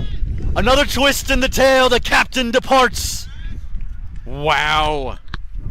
Wow. What a decision to go with the leggy here. Ronak Sharma puts himself in. Rajanan hammers this, but directly at Rajesh Behera, who had just had to take a few steps to his right. And you can see he's happy to catch that. He's also maybe a little bit annoyed. But this is where Fort Lauderdale is going to climb in it if they are going to. Nanan departs for 25 as his opposition captain takes his wicket. It's 144 for 3.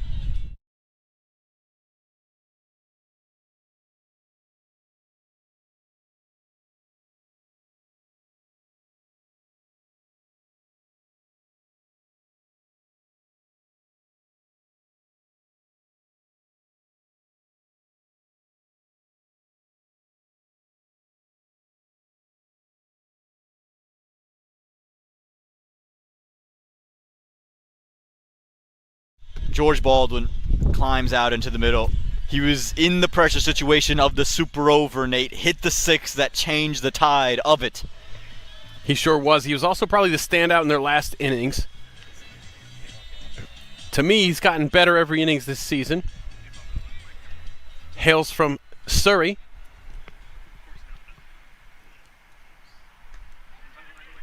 Gets away with that. Gets away with that. What's the approach from Mahir Patel? Nanan's approach was to end it with a couple of shots.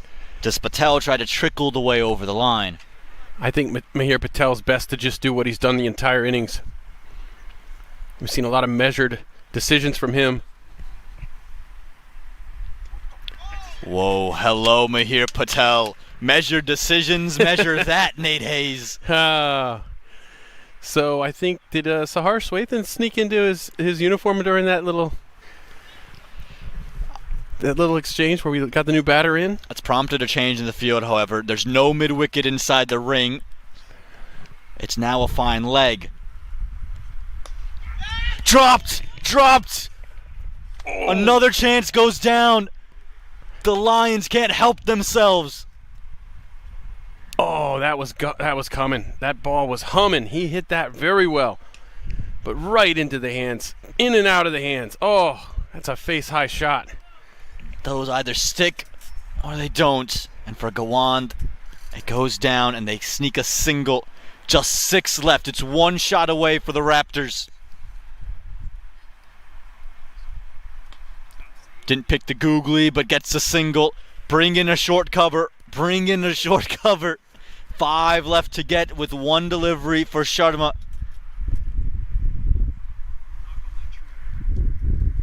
And Mihir Patel on strike, 83 from 61. I'm not going to say measured. I just said it. I said I wasn't going to say measured decision, and I said measured. So there we go. I had to say it. He's committed.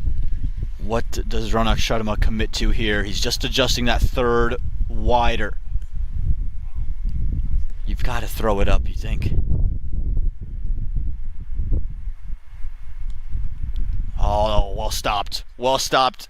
Gives the Lions another chance. It's 4 left from the final over.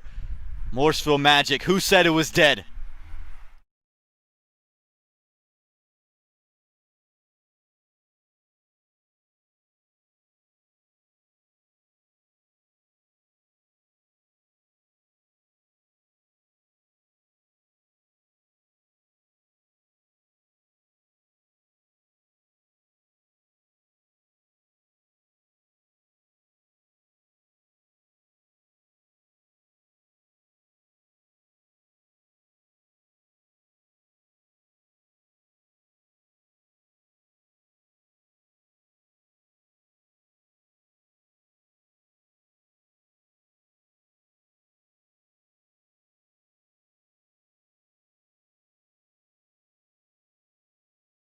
Shubham Singh Gaur.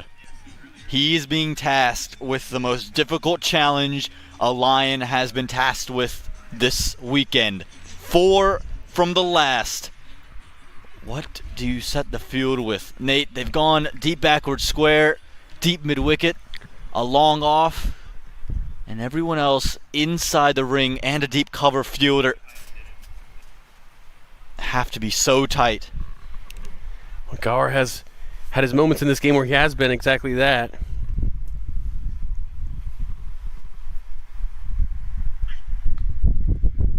Taken! Ronak Sharma climbs the ladder and presents another twist in this tale. Mihir Patel finally falls. 84 from 63. What an innings from him, but did he do enough, Aman? We have 5 balls to find out. The twists and turns at Church Street Park continue. What a great grab there.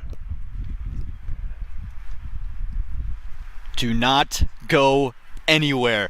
Mihir Patel goes for a well-made 84, but he's 4 runs short. 148 for 4, 5 deliveries left.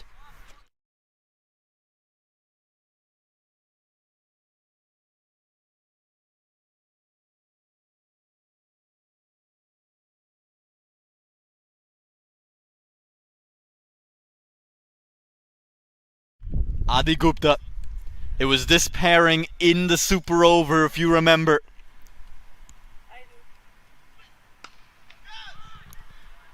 Three to get. Gupta does well. That brings Baldwin on strike. So far, 2 singles, 2 smart singles. Who blinks first? That's the question. You can see the lines. They've become all real agitated and in the game. But it's 2 very young bats for the Morrisville Raptors. Yeah, let's see what the tactic's going to be here. Ramprasad wants the long off, or the long on rather, and they've given it to God.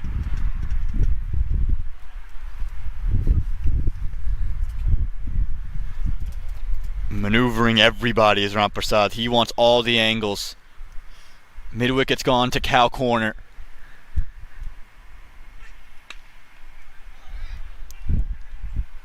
Needed it to be direct. Backup's done well. but 2 left to get. This was a great run here. Way to get down to the other end. You're going to take that every time. You're going to go for it at this point in the game. This game, Nate, this game, it's cruel, it's electric, and it delivers moments of drama and brilliance every single time. Adi Gupta, he'll reassess the gravity of the task on his hand. 2 to get with 3 to go. We're seeing the same field we saw on the prior ball. So let's see where this delivery goes.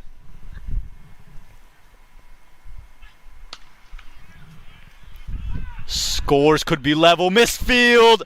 And the little sparks will become a raging fire. The Raptors have delivered a win. Pulse pounding in front of their home fans. They don't know it yet. But they've done it. And smiles all around the men in green. What a victory here for Morrisville. We said 151 would be a tough one to chase. I think Fort Lauderdale Lions maybe had the wrong 11 in for these conditions, and Morrisville certainly made them pay. What a great game we saw today, Aman. 84 from Mihir Patel, 25 from Rajanan, but 3 from Baldwin and 3 from Gupta. 2 of those being the winning runs for the Morrisville man, who does a dance off the screen to his teammates. But like you said, these combinations, look at the spinners and then look at everybody else, Nate. Yeah, Gawan was solid. But as you said, Nehal with a couple of wickets, Ronak Sharma with another wicket. And you see the economy difference there with the 2 spinners, Nehal and Ronak Sharma, versus everybody else. It wasn't that difficult to manage in the long run for Morrisville as they chase this down with a couple balls to spare. Well, if you had fun, stay with us because we got another game here at Church Street Park. We thank you for joining us here for the Raptors and Lions contest with the Raptors as they sneak through and test all of our heart rates at the moment. But we have one more game on our hands. The Galaxy will take on the Royals at 6 p.m. Eastern Time in just 30 minutes. Join us then. Thank you for joining us now. We can't wait to see you again.